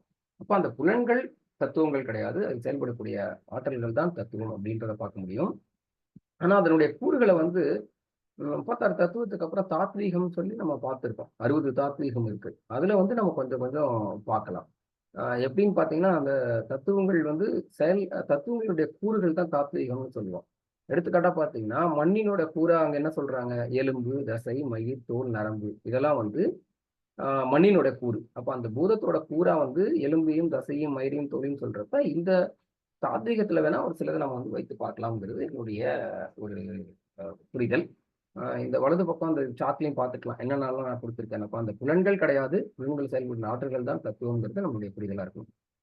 அடுத்த கேள்வி. 47வது கேள்வி வந்து நிர்விகற்ப காட்சி சவிகற்ப காட்சி அப்படின்னு ஐயா சொல்லியிருந்தாங்க நம்ம சைவ சித்தாந்த வகுப்புல. இந்த நிர்விகற்ப காட்சிங்கிறது பொது காட்சி. இது வந்து புலன்களுக்கு புலப்படாது. இது கூட நீங்க நிறைய புத்தகங்கள் படிக்கிறப்ப பார்த்துருக்கலாம். நிர்விகற்ப நிலைக்கு போயிட்டாங்க அப்படிங்கிறப்ப வந்து இது வந்து அந்த உணர்வை வந்து நம்மளால புரிஞ்சிக்கவே முடியாது. அது வந்து இறையோட தொடர்பு கொண்ட ஒரு நிலை, தூக்கம நிலை. அது வந்து நம்ம புலன்களுக்கெல்லாம் புலப்படாத ஒரு நிலை. அதே சவிகற்ப காட்சி அப்படிங்கிறது புலன்களுக்கு புலப்படும். அது சிறப்பு காட்சின்னு சொல்லுவோம் நம்ம. அது இதேதான் நம்ம அங்க சொன்ன பார்த்தீங்களா, பொது தன்மாத்திரையில சொன்ன மாதிரி தான். அது பொது ஒளி, சிறப்பு ஒளிங்கிறப்ப புலன்களுக்கு எதெல்லாம் உங்களுக்கு தெரியுதோ அது வந்து சிறப்பு. தெரியாம எல்லாருக்கும் காமனா இருக்கிற ஒரு நிலை வந்து பொது. அப்ப நிர்விகற்ப காட்சிகள் பொது காட்சி, அது மேல்நிலை காட்சி, உங்க புலன்களுக்கெல்லாம் புலப்படாத ஒரு காட்சி. அது வந்து இறைநிலையோட தொடர்புடையது. சகவிற்ப காட்சிங்கிறது நம்ம அன்றாடம் கண்களுக்கு பட்டு நமக்கு கிடைக்கக்கூடிய அனுபவம் வந்து சிறப்பு காட்சி அப்படிங்கிறத நம்ம வந்து புரிஞ்சுக்கணும். இது திருவடி புகழ்ச்சியில கூட இப்ப நம்ம சமீபத்துல நம்ம அறிஞரையா கூட இதை போட்டிருந்தாங்க. சவிகற்பம் நிர்விகற்பம் பெரும் அனந்த மாசக்தி சத்தாம் பொற்பதம். அதாவது உருவம், பெயர் முதலியவற்றோடு கூடிய சிறப்புத்தன்மையும் வேறுபாடில்லாத பொதுத்தன்மையாகிய தகுதியையும் பெறும் அளவற்ற பேராற்றலை சாரமாக உடைய மாசக்தி சத்தாகி அழகிய திருவடின்னு அந்த இறைவனை பத்தி சொல்றாங்க. அப்ப 2 தன்மையும் அங்க இருக்குது அப்படின்னு வந்து அந்த திருவடி புகழ்ச்சியில நம்ம பெருமானார் பாடியிருக்காங்க. இதுதான் அதுக்கான பதிலா நான் பாக்குறேன். அடுத்து 48. அதே போல அடுத்த ஒரு 3 காட்சிகள் வந்து நம்ம பார்த்தோம். வாயிற்காட்சி, மானத காட்சி, தன்வேதனை காட்சி. வாயிற்காட்சி அப்படிங்கன்னா ஒரு இந்திரிய காட்சி. மனம் சேராம ஒரு இந்திரியம் மட்டும் ஒரு வேலையை செஞ்சதுன்னா அது வந்து இந்திரிய காட்சி. அடுத்து மானதம். மானதம்ங்கிறது மனம்னு வந்து பாருங்க. அந்த மனம் சேர்ந்து பார்க்கும் நிலை வந்து மானத காட்சி. மூணாவதா இருக்கிறது வந்து தன் வேதனை காட்சி, இல்லைன்னா தன் அனுபவ காட்சி. இது வந்து இன்ப துன்ப உணர்வுகளை பெறுவது. இதை வந்து இன்னும் விளக்கமா நம்ம கீழே அடுத்ததுல பார்க்க போறோம். பெருமானால் சொல்லும் இந்திரிய காட்சி, கரண காட்சி, ஜீவ காட்சி மற்றும் ஆன்ம காட்சி மேற்படி தொடர்புடையதா அப்படின்னு கேட்டா ஆம். எப்படி தொடர்புடையது அப்படின்னு நம்ம பார்க்க போறோம். இந்திரிய காட்சிங்கிறது வாயிற் காட்சியா நான் காமிச்சிருக்கேன். அதுல முதல்ல என்னன்னா நாமரூபம் விசாரிக்காதுன்னு சொல்லி ஒண்ணு சொல்லுவாங்க. அது என்னன்னா இப்ப நம்ம வந்து ஒரு கண் இருக்கு. நம்ம வந்து ஒருத்தரை பார்க்கிறோம் அப்படின்னா, ஒரு மனுஷனை பார்க்கிறோம், ஒரு மனிதரை பார்க்கிறோம்.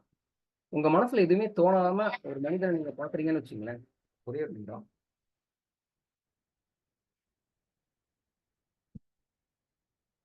அது வந்து அதுதான் வந்து வாயிற் காட்சி, இல்லைன்னா இந்திரிய காட்சி. அடுத்து வந்து கரண காட்சி. இங்க வந்து மனம் சேர்ந்து விடுகிறது. மனம் வந்து இந்திரியத்தோட சேருகின்ற பொழுது இப்ப அதே மனிதனை பாக்குறீங்க, உங்க மனம் வந்து கேக்குது. இந்த மனிதன் வந்து ஒரு ஏழையா, இல்லைன்னா அவனுக்கு பசி இருக்குதா அப்படின்னு நினைக்க ஆரம்பிப்பேன் பார்த்தீங்களா? அது வந்து கரண காட்சி. இந்திரிய காட்சிக்கு அடுத்தது கரண காட்சிக்கு முன்னேறுறோம். ஜீவ காட்சி என்னன்னு பாத்தீங்கன்னா பயனை விசாரிப்பது. இப்ப அந்த பசியை போக்கணும் அப்படின்னு உங்க மனசுக்குள்ள தோணுது பார்த்தீங்களா? இப்ப நம்ம பார்த்ததோட இல்லாம அடுத்தது யோசிக்கிறது வந்து ஜீவ காட்சி. அது என்ன உபாயம்னு நம்ம பார்க்கிறோம் இல்லையா? அதை தீர்க்கறதுக்கு அது வந்து ஜீவ காட்சி. கடைசியா இருக்கிறது வந்து ஆன்ம காட்சி. ஆன்ம காட்சி என்னன்னா பயனை வந்து ஆன்மா அனுபவிக்கும் நிலை. அதுதான் தன்வேதனை காட்சி. என்னன்னா இப்ப நீங்க அந்த ஏழைக்கு வந்து ஒரு உணவு கொடுக்குறீங்க. அந்த உணவை சாப்பிட்டு வர்றப்போ ஒரு திருப்தி இன்பம் அவனுக்கு கிடைச்சு அதை நீங்க பார்த்து உங்க மனசு நெகிழ்ச்சி அடையுது பார்த்தீங்களா? அதுதான் வந்து ஆன்ம காட்சி. அதுதான் வந்து துய்க்கும் நிலை. அந்த அந்த மன நிகழ்ச்சி வந்து நீங்க துய்க்கிறீங்க. அப்ப இந்த 4 காட்சிகளையும் வந்து நீங்க வந்து விரிவா புரிஞ்சுக்கலாம். இந்திரிய காட்சி, கரண காட்சி, ஜீவ காட்சி, ஆன்ம காட்சிங்கிறது. அடுத்து 50வது கேள்வி வந்து புரியட்ட காயம் என்பது என்ன? இதுவும் நம்ம திருமந்திரத்துல எல்லாத்தையும் பார்த்திருக்கோம். பிரி அப்படின்னாலே கட்டு என்ற ஒரு பொருள் இருக்கிறதா நம்ம பார்த்திருக்கோம். அந்த கட்டு தான் எது நம்மளுடைய காயம்ங்கிறது உடலை வந்து எது கட்டியிருக்கு? இந்த சூப்பம் உடலை வந்து 8 அகக்கருவிகள் வந்து கட்டியிருக்கு. என்னன்னா 5 தன்மாத்திரைகள். சுவை, ஒளி, ஊறு, ஓசை, நாற்றம் அப்படிங்கிறதும், அப்புறம் அகக்கருவியில 3 மனம், புத்தி, அகங்காரம். இதுல சித்தம் மட்டும் இல்ல. அதை நீங்க கவனிக்கணும். இங்க சித்தம் கிடையாது. இந்த 8ம் சேர்ந்ததுதான் பிரி 8, இல்லைன்னா புரியட்ட காயம் அப்படின்னு நம்ம சொல்லுவோம். 8 பொருள்களால கட்டப்பட்டதுதான் இந்த உடல். இந்த சூக்கம கருவியினால் கட்டப்பட்டது. அதான் புரியட்ட காயம்னு சொல்லுவோம். இவைகளுக்கு 36 தத்துவத்திற்கும் தொடர்பு என்ன?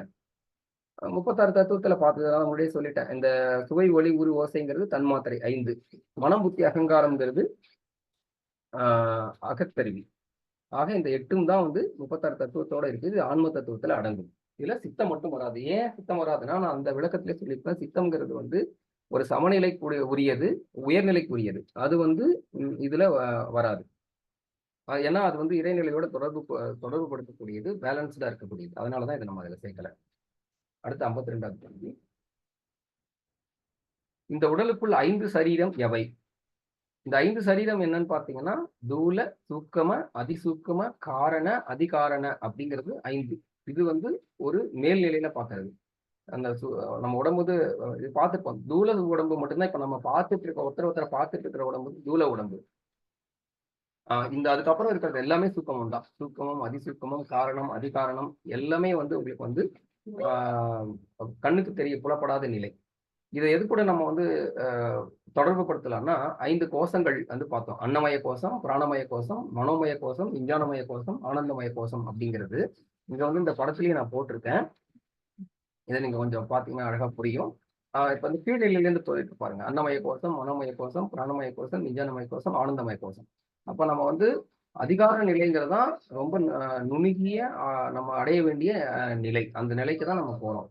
தூலம்ங்கிறது இப்ப இருக்கிறது. அதுக்கப்புறம் சூக்கமம். நம்ம வந்து இறந்துட்டோம்னா சூக்கமம் வந்து இறக்காது. அது வந்து வரும். அடுத்தடுத்த பிறவிகளும் வந்து கொண்டுதான் இருக்கும். அதுல இருந்து அதிசூக்கமம் போகும். இது வந்து ஒடுங்கும் அப்படின்னு சொல்லுவாங்க. நம்ம வந்து பிரளய காலத்துல ஒடுங்கி காரணத்துல போய் முடியும். அந்த காரணம் எதுல போய் முடியும்னா அதிகாரணத்துல முடியும். இதுதான் வந்து இந்த உடலுக்குள்ள இருக்கிற நிலைகள், 5 சரீரங்கள். அடுத்த 53வது கேள்வி. மூலக்கண்மம் என்பது யாது? இதுவும் ரொம்ப ஒரு இம்பார்ட்டன்டான ஒரு கொஸ்டினா பாக்குறேன். ஏன்னா ஆணவம், கண்மம், மாயை அப்படின்னு பாக்குறப்ப இந்த ஆணவ மலம்ங்கிறது வந்து உயிர்கள் இந்த 3 மலங்களும் அனாதின்னு நம்ம முன்னாடியே பார்த்துட்டோம். அந்த ஆணவ மலம் தான் ஆன்மா கூட எப்பயுமே ஒட்டி இருக்கிறது. அதை பிரிக்கவே முடியாது. இந்த ஆணவ மலம்ங்கிறது அறியாமை. ஒரு ஆன்மா அறியாமையில மூழ்கி கிடக்கிறது தான் ஆணவ மலத்துல மூழ்கி கிடக்குதுன்னு சொல்லுவோம். அதுல இருக்கிறது தான் வந்து அந்த பாசத்துல கட்டுப்பட்டு இருக்கிறது. அதுலேருந்து எப்படி விடுபட முடியும்னா, கண்மம் மாயையினால தான் விடுபட முடியும். அதுதான் இறைவனுடைய தனிப்பெருங்கருணையினால இந்த மாயையை கொண்டு நமக்கு இந்த உடல்கள்லாம் படைக்கிறார். அப்ப மூலக்கண்மம்ங்கிறது வினைங்கிறது எங்க வருது அப்படின்னு பார்த்தீங்கன்னா, அணுநிலையில ஒரு உராய்வு விசையினால இந்த ஆணவ மலத்தை வந்து நம்ம பற்றி இருக்கிற நிலையில அது மூலக்கண்மம் வந்து நம்ம மேல ஏறுது அப்படிங்கிறது வந்து ரொம்ப நுணுகி பார்க்கணும். இது எப்படி சொல்லலாம்னா, ஆன்மா வந்து ஆணவ மலத்தில் கிடக்கின்ற பொழுது அதுக்கு வந்து இப்ப அந்த ஒரு சின்ன ஒரு இயல்பா அதுக்கு ஏற்படுகின்றது ஒரு வெறுப்போ ஒரு விருப்போ அந்த ஏற்பட்டு ஒரு அசைவு ஏற்பட்டு சிவத்தை வந்து நம்ம அடையணும்னு நினைச்சிட்டுனாலே அங்க வந்து அந்த கண்மம் வந்து மூலக்கண்மம் வந்து விடுகிறது. அந்த மூலக்கண்மம் தான் அதுதான் மூலக்கண்மம் சொல்றோம். இந்த மூலக்கண்மத்துக்கு வந்து நன்மை தீமைனா நல்வினை தீவினை சொல்றோம் இல்லைங்களா? அது மூலக்கண்மத்துக்கு கிடையாது. ஏன்னா அந்த மூலக்கண்மம்ங்கிறது அந்த வினைங்கிறது ஒரு ஆரம்ப நிலை. அந்த ஆரம்ப நிலைக்கு அப்புறம் தான் வந்து உங்களுக்கு வந்து மாயையின் மூலயமா நம்ம வந்து பிறப்பு எடுத்து அப்புறமா அந்த நல்வினை தீவினை நம்ம ஆற்றி அதன் வழியாக வந்து நம்ம பயணித்து மேலேறி கொண்டே வருகின்றோம். அந்த அந்த அசைவு தான் அந்த காரியம். அந்த காரியம் வந்து காரிய கண்மம்னு சொல்லுவோம். அதுக்கு முன்னாடி இருக்கிற நிலை தான் வந்து மூலக்கண்மம். இதுக்கு வந்து ஒரு உதாரணமா பார்த்தீங்கன்னா, ஒரு குயவன் வந்து ஒரு பானையை வணைந்தான் அப்படின்னு சொல்லுகின்ற பொழுது, பானையை வணைந்தவன் குயவன் என்பதில் ஐயமில்லை. ஆனா வணைதல்ன்ற தொழில் அவன் அந்த தொழில் வந்து அவன் உருவாக்கல. அந்த தொழில்ங்கிறது காலங்காலமா இருக்குது. அதுதான் வந்து நம்ம வந்து மூலக்கண்மம் அப்படின்னு சொல்றோம். அந்த தொழிலை வந்து அவன் செய்யல. அந்த தொழில்ங்கிறது என்னைக்குமே இருக்கிறது.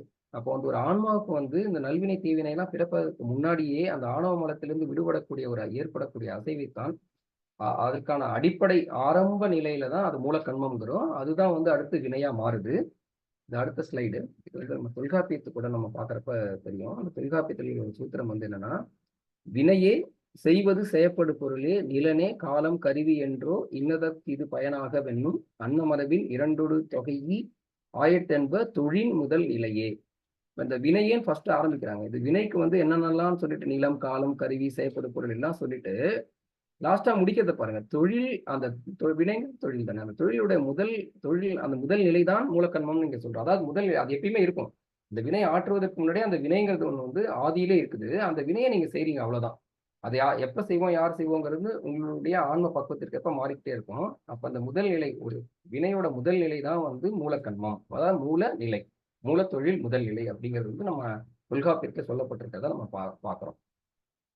அடுத்த 54வது கேள்வி. பூதங்களை வாதப்பித்த சிலேத்தனங்களை கொண்டு எப்படி பார்ப்பது? வாதம்ங்கிறது காற்று, பித்தம்ங்கிறது சூடு அல்லது நெருப்பு, கபம்ங்கிறது நீர். இந்த மூன்றும் நம்ம அந்த அழி அழல் வையம் சொல்லிட்டு நம்ம சிந்தலையை வந்து ஒரு மீள்பார்வையில ரொம்ப விரிவாக அதை அழகாக எடுத்திருக்காங்க. அது போய் பார்த்தோம்னா நமக்கு புரியும். 55வது கேள்வி வந்து மேற்படி சாகாத்தலை 55வது சாகாத்தலை வேகாக்கால் போகா புனல் எப்படி பொருத்தி பார்ப்பது? சாகாத்தலை அப்படிங்கிறது வந்து விந்து நிலை சிற்றவாவில் கண்டுணர்வது. அதாவது இந்த ஒளி அந்த நெருப்பு அந்த பித்தம்ங்கிறத வந்து நம்ம வந்து நம்ம உள்ள வந்து சிற்றபா நாட்டத்தில் வந்து பார்க்கறது வந்து சாகாத்தலை. வேகாக்கால்ங்கிறது வந்து காற்றை கட்டி இடகலை பிங்களை சுழுமுனை அல்லது ஐய நாடியில் நிறுத்துவது வந்து இந்த காற்று கால் அப்படின்னா கால்னா காற்றை நம்ம பார்த்திருக்கோம். அந்த காற்றை வந்து நிறுத்தி பண்ணுகின்ற பொழுது வந்து அது வேகாக்கால். போகா புனல்ங்கிறது சுக்கில நட்டம் இல்லாம அதன் ஆற்றலை மேலேற்றுது. அப்போ அந்த நீர் இந்த மூணுமே இதுலயும் வருது பாருங்க. சாகாத்தலையில வந்து பித்தம்ங்கிறது ஒளி. அந்த நம்ம சிற்றபா நாட்டம் என்ன பார்க்குறோம்? ஒளியை பார்க்குறோம். அந்த ஒளியை வந்து எடுத்து நம்ம உணர்ந்துகிட்ட போது சாகாத்தலை வந்து மரணமில்லா பெருவாள். அது வந்து அப்ப பித்தத்திற்கு இணையானது. வேகாக்கால் வந்து காற்றை நம்ம யோகத்துல பார்த்திருப்போம். கும்பகம் ரேசகம் இந்த காற்றை கட்டி எப்படி நம்ம சுழுமுனையில கொண்டு போய் நிறுத்துறோமோ அது வந்து வாதம். போகா புனல்ங்கிறது வந்து நம்ம சுக்கிலத்து நட்டம் இல்லாம அதை வந்து மேலேற்றுகின்ற ஒரு முயற்சி தான் வந்து போகா புனல். இது வந்து நீருக்கு உள்ளது.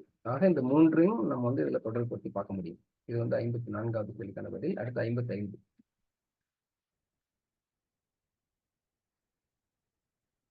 நம் உடலில் தூலமாக இருக்கும் பூதம் எப்படி சூக்கமமாக மாறும்?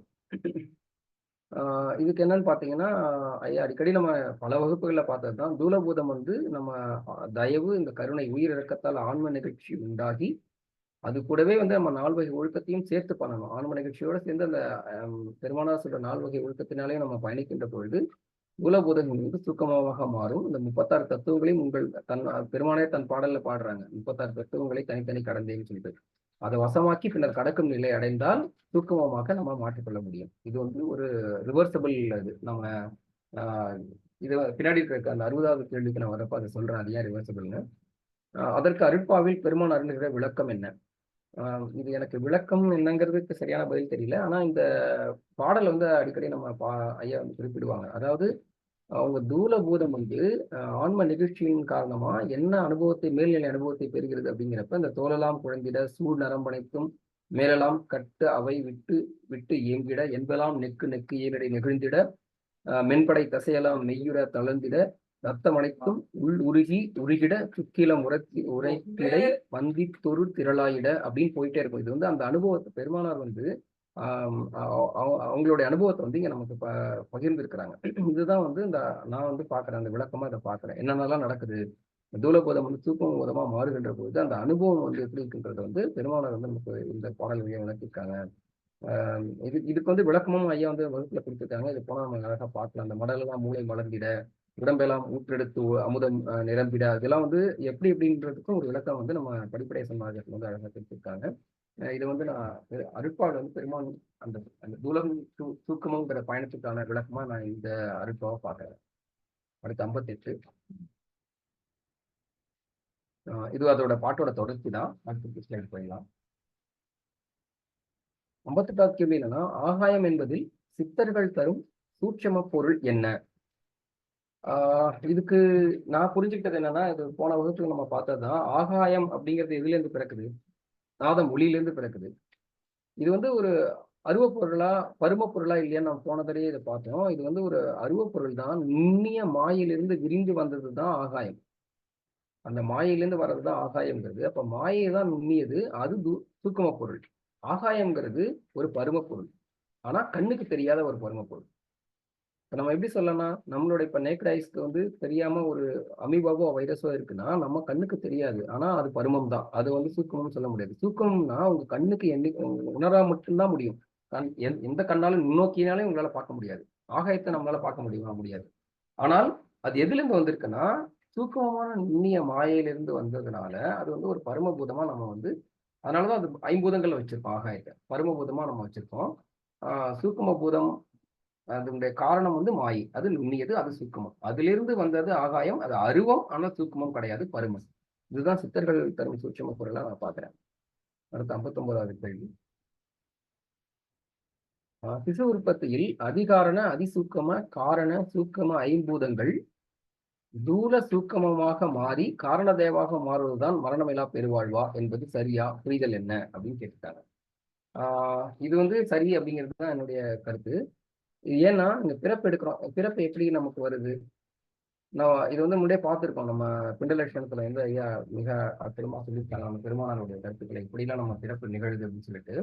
அப்ப அதிசூக்கமா அதிகாரண பூதங்கள் நம்ம சுக்கில சுரத்துல விடப்படுகிறது. இறைவனால கருணையினால அந்த எந்த சுக்கிலத்தோட அந்த ஒரு செல்லுல வந்து ஆன்மா உருவேறுதோ அதுல அதிகாரண பூதங்கள் வந்து உருவேற்றப்படுகிறது. சுரோதயத்துல அதே மாதிரி அந்த சுக்கில அதிகாரண பூதங்கள் விடப்பட்டு கருவுறுகின்ற பொழுது தூலபூதமா மாறுது. இந்த தூலதேகத்தை தான் நம்ம வந்து பிறப்பெடுத்து நம்ம வந்து இந்த நல்வினை தீவினை எல்லாம் போட்டு நம்ம ஒரு இதா நம்ம மேல போயிட்டு இருக்கோம். இதை வந்து அப்படியே நம்ம ரிவர்ஸ் இப்ப நம்ம எடுத்துட்டோம். திருப்பி நம்ம அதே காரண நிலைக்கு நம்ம கொண்டு போற பயணம் தான் மரணமில்லா பெருவாழ்வு. இந்த ஒரு ஸ்டேஜுக்கு போய் மீண்டும் நம்ம அதிகார நிலையில வந்து, அதாவது உணர்ந்து பயணிக்கிறது, அந்த நிகழ்ச்சியின் வழியாக பயணிக்கிறது. நம்ம வந்து அனுபட்சமா முன்னேறாகாம அடுத்தடுத்த பிறப்பு எடுக்கிறது இல்லை. இந்த பிறப்பிலேயே இந்த உடலை வைத்துக்கொண்டே நம்ம பெருமானா சொன்ன அந்த சன்மார்க்க முறைப்படி இந்த தூல உடம்பிலிருந்து சூக்கும நிலைக்கு மாறுகின்ற இந்த பயணம் தான். அதிசூக்குமத்துக்கு போனால் நமக்கு கிடைக்கக்கூடியது வந்து ஆன்ம லாபம் வந்து மரணமில்லா பெருவாழ்வு. இது வந்து ஆன்ம லாபம். ஆன்ம லட்சியம் தயவு. அந்த தயவை பிடித்து போகின்ற பொழுதுதான் தூலத்திலிருந்து சூக்குமத்திற்கு போக முடியும். இது வந்து பெருமானார் தான் நமக்கு வந்து சாட்சியாக நிற்கிறார் நம்ம. இதுதான் வந்து 59வது கேள்விக்கான பதிலா பாக்குறேன். அடுத்து 60. உடலின் ஐம்பூத மாற்றங்கள் கீழ்நிலை மாற்றத்திற்கு உள்ளாவதையும் மேல்நிலை மாற்றத்துக்கு மேவுவதையும் பெருமாள் எப்படி விளக்குகிறாரு? இந்த கீழ்நிலை மாற்றத்திற்கு வந்து ஜீவகாரணத்தில் வந்து பசி துன்பத்தால் உடல் என்னென்னலாம் நமக்கு துன்பம் வரும் அப்படிங்கிறத வந்து நம்ம காட்டுறது வந்து கீழ்நிலை மாற்றத்துக்கு வந்து நான் அதை பார்க்குறேன். மேல்நிலை மாற்றத்துக்கு நான் சொல்லிட்டேன். அந்த தோலெல்லாம் குழந்திட சூழ் நரம் அணைக்கும்ன்ற அகவல் வரியில வந்து எப்படி வந்து நம்ம உங்களுடைய தூலபூதம் வந்து சூக்கும பூதமா மாறுறதுக்கான அந்த அனுபவத்தை வந்து அதுல கொடுக்குறாங்க. அது வந்து மேல்நிலை. பசி துன்பத்தில் இருக்கிறது கீழ்நிலை. மேல்நிலையை நான் அந்த பார்த்துட்டு வந்த பாடல். இப்ப அடுத்த ஸ்லைடு போனீங்கன்னா பசி துன்பத்தை வந்து ஜீவகாருண்யத்துல சொல்லியிருப்பாங்க. அடுத்த ஸ்லைடு வாங்க. ஜீவர்களுக்கு பசி அதிகரித்த காலத்தில் ஜீவ அறிவு விளக்கம் இல்லாமல் மயங்குகின்றது. அது மயங்கவே அறிவு கருவியாகிய கடவுள் விளக்கம் மறைபடுகின்றது. அது மறையவே புருட தத்துவம் சோர்ந்து விடுகிறது. அது சோரவே பிரகிருதி தத்துவம் மழுங்குகின்றது. அது மழுங்கவே குணங்கள் எல்லாம் பேதப்படுகின்றன. அதை பார்த்தீங்க பாருங்க. குணங்கள் பேதப்படுகிறது, மனம் தடுமாறி சிதறுகின்றது, புத்தி கெடுகின்றது, சித்தம் கலங்குகின்றது, அகங்காரம் அழிகின்றது. இதெல்லாம் பார்க்கலாம். அந்த தத்துவங்கள்லாம் ஒண்ணு ஒண்ணா எப்படி இந்த பசி துன்பத்தினால அழிந்து போகுது அப்படின்றத பார்க்கலாம். பிராணன் சொல்கிறது, பூதங்கள் எல்லாம் புழங்குகின்றன, வாதப்பித்த சிலைத்தமங்கள் நிலை மாறுகின்றன, கண்கள் பஞ்சடைந்து குழி விழுகிறது, காது பும்மென்று செவிப்படுகின்றது அப்படின்னு சொல்லிட்டே போறாங்க ஐயா. அது வந்து அப்ப நம்ம கீழ்நிலையில இதே தத்துவங்கள் எப்படி வந்து நம்மளை வந்து இந்த பசியினால வந்து நம்மள வந்து கீழ்நிலைக்கு கொண்டு போகுது அப்படிங்கிறத நம்ம பார்க்கிறோம். அதனாலதான் இந்த பசி துன்பத்தை இருந்து நம்ம போக்கணும்.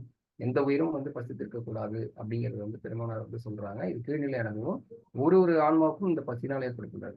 அதே நம்ம வந்து சன்மார்க்கத்தை பயணப்பட்டு கிடைக்கக்கூடிய அனுபவம் வந்து மேல்நிலை அனுபவம். அதுதான் தோலெல்லாம் குழைந்திடுங்கிற அந்த பாடல்.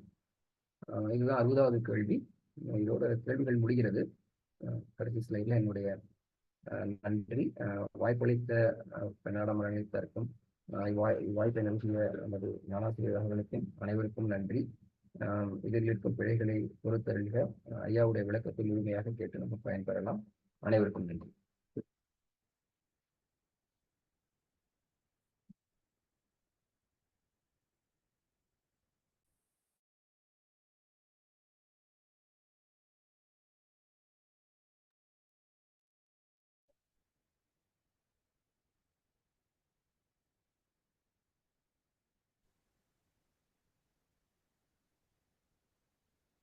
நமது திருவூர் ஐயா அவர்கள் எவ்வளவு நேர்த்தியாக, நான் வந்து ஒரு ஒலியாக மட்டும் சொல்லுகிற ஒரு செய்தியை எழுத்துப்பூர்வமாக்கி கருத்துவமாக்கி படங்களோடு சேர்த்து எவ்வளவு முயற்சி எடுத்திருக்கிறார் பாருங்க. அதுதான் அவருடைய திறன்.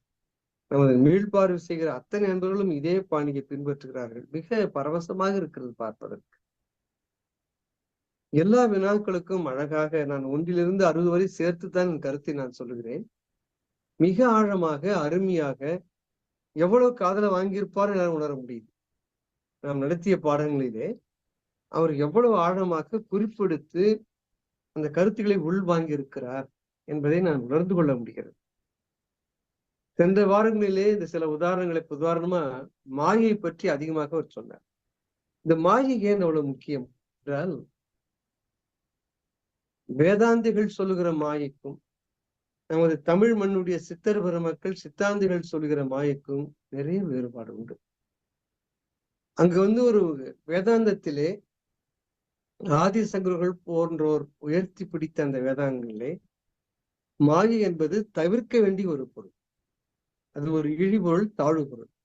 ஆனால் நமது தமிழ் மெய்யியலிலே மாயை என்பது தவிர்க்க முடியாத ஒரு மூலக்கூறு, மூலப்பொருள். இந்த புவனத்தையும் இந்த உலகங்களையும் இந்த உயிர்களையும் படைப்பதற்கு ஆண்டவன் மூலப்பொருளாக கொள்ளுவதே மாயைதான். அது அழகாக அந்த கருத்தை பதிலாக அவர் சொன்னார். நான் கேட்ட வினாவிற்கு பதிலாக எழுதியிருக்கிறார். நாம் மிக மிக அதிகமாக பயன்படுத்துகிற ஒரு எடுத்துக்காட்டுத்தான் அந்த குயவன் பானை செய்கிற அந்த முறை. பானை என்பது செய்யப்பட்ட ஒரு பொருள். அந்த பானைக்கு மூலப்பொருளாக இருப்பது களிமண். அதுபோல இறைவன் இந்த மனித தேகங்களை மட்டுமல்ல எல்லா உயிர்களையும் படைப்பதற்கு மூலப்பொருளாக கருப்பொருளாக எடுத்துக்கொள்வது அந்த மாயை தான். துணைப்பொருள்கள் தான் இந்த பஞ்ச பூதங்கள், அருட்சக்தி போன்றவர்களெல்லாம் துணைப்பொருட்கள். செய்கிறவன் குயவன், நிமித்த காரணம். இங்கு யாருங்க செய்கிறவன்? இறைவன். ஆக இறைவன் இந்த உயிர்களை மாயை தான் மூலமான பொருளாக எடுத்து செய்கிறான். இது ஜீவாணி ஒழுக்கத்திலே வள்ளற் பெருமான் மிக தெளிவாக சொல்கிறான்னு வகுப்பிலே சொல்லியிருக்கிறேன். ஜீவாணி ஒழுக்க நூலை எடுத்து படித்தால் எப்படி இந்த மண்ணினுடைய மெய்யியல் கருத்தை பெருமான் அப்படியே உள்வாங்கி சொல்லுகிறார் என்பதை மக்கள் புரிந்து கொள்ள முடியும். சில பேர் நினைக்கலாம், இது என்ன சுத்த சன்மார்க்கத்துல ஒரு சைவ சித்தாந்தி நிறைய சொல்றாரு. அதை தவிர்த்து நீங்கள் பெருமானுடைய ஜீவாணி ஒழுக்கத்தினுடைய அடிப்படை கருத்துக்களை புரிந்து கொள்ள முடியாது. அது அப்படியே உள்வாங்கிதான் பெருமான் பேசுறார். வேறு மாற்று கருத்து பெருமானுக்கு இல்லை. அது சைவ சித்தாந்தம் படிச்சவனுக்கு தான் பெருமான் எவ்வளவு சதவிகித கருத்துக்களை, எவ்வளவு பெரும்பாலான கருத்துக்களை அப்படியே ஏற்று சுத்த சன்மார்க்கத்திலே பேசுகிறார். சில இடங்கள் தான் மாறுபடும். அதை நான் ஒரு விளக்கி நான் சொல்ல இருக்கிறேன் பின்னாலே. அதனால நமது மாயை என்று சொல்லுவது இந்த உலகங்கள், இந்த உயிர்கள் உருவாவதற்கு மூலப்பொருளாக இருக்கக்கூடியது. இந்த உயிரினுடைய மூலப்பொருளே மாயை தான். ஆக இது விளக்கு பொருள் அல்ல, மூலப்பொருள் என்பதை நாம் புரிந்து கொள்ள வேண்டும். பிரபஞ்ச பொருள் அத்தனைக்கு முதற் காரணம் மாயை தான். அது கூட அழகா சொன்னார்.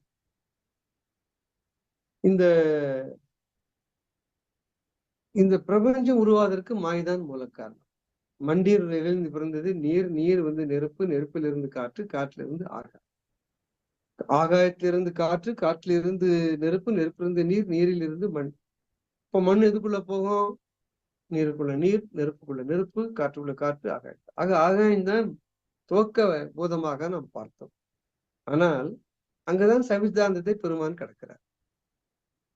அது சைவசித்தாந்தம் கூட சொல்லுகிற கருத்து என்று எடுத்துக்கொள்ளலாம். சைவசித்தாந்தத்தில் சில இடங்களில் இந்த கருத்தும் வருகிறது.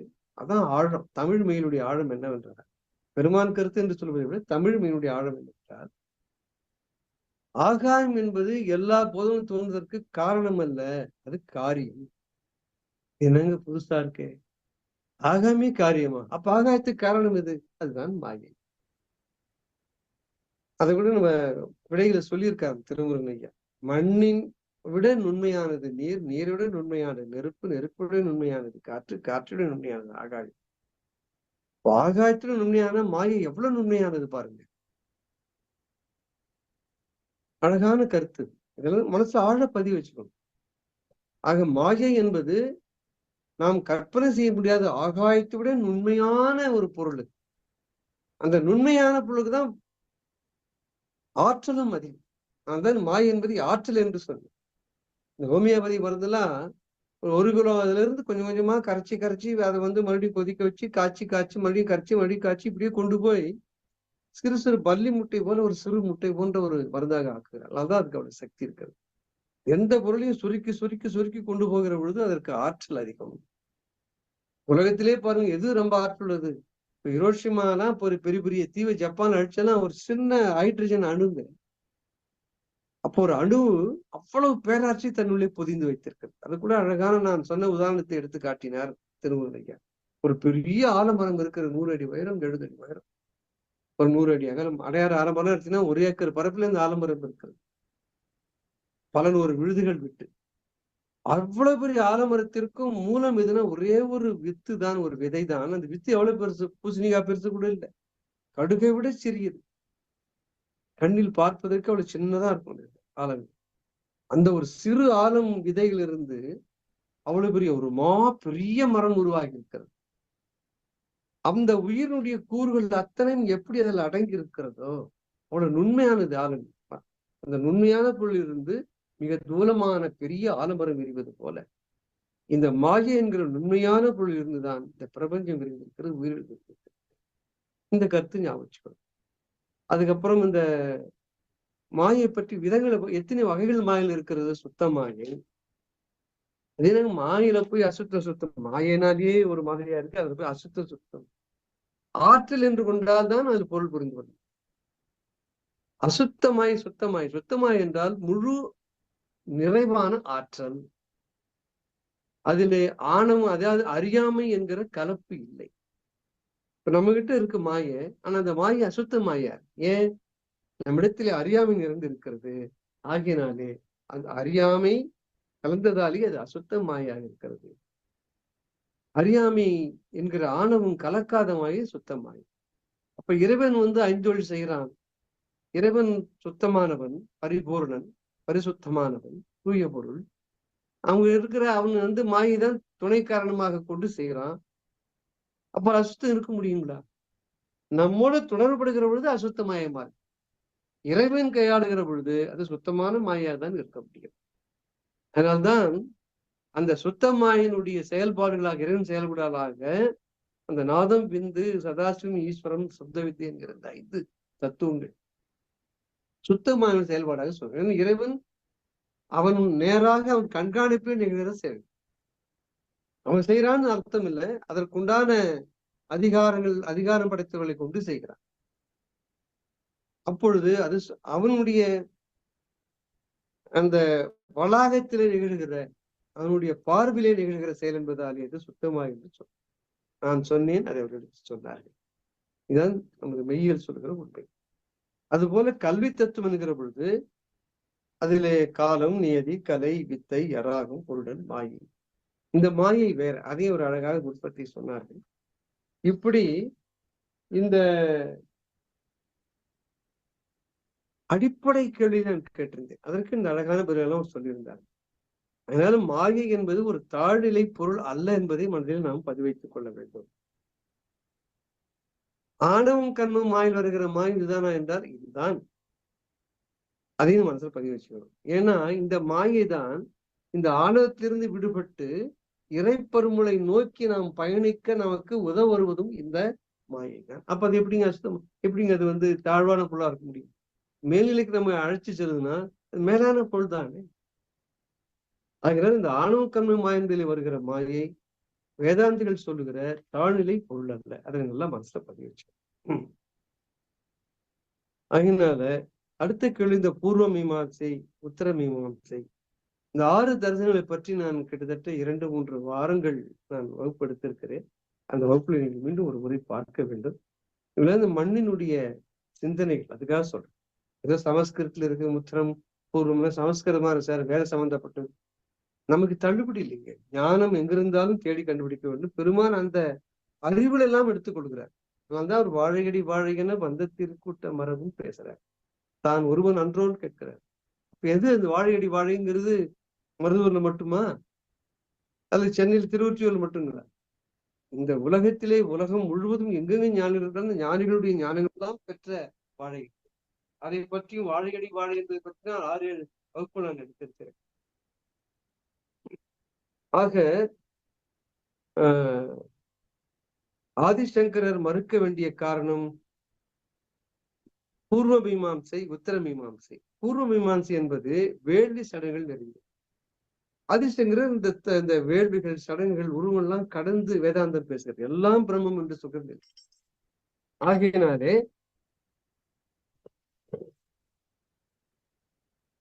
அந்த நிலையிலே நாம் அந்த கேள்விகள் எல்லாம் பார்த்தோம். ராமானுஜர் கொஞ்சம் மாறுபட்டு ஒரு புல்லு வேறொரு பொருளாக மாறுகிற பொழுது மாய் என்று ஒரு எடுத்துக்கொள்கிறார். உதாரணமா பால் தயிராக மாறுவது இங்க ஓமானத்தை அவர் சொல்லுகிறார் என்பதையும் நமது திருமுனையா சொல்லியிருக்கிறார்கள். அதனால இந்த உறக்கம், இறப்பு, மறதி கேவல நிலையா? ஆம், சரியான விடைய சொல்லியிருக்கிறார்.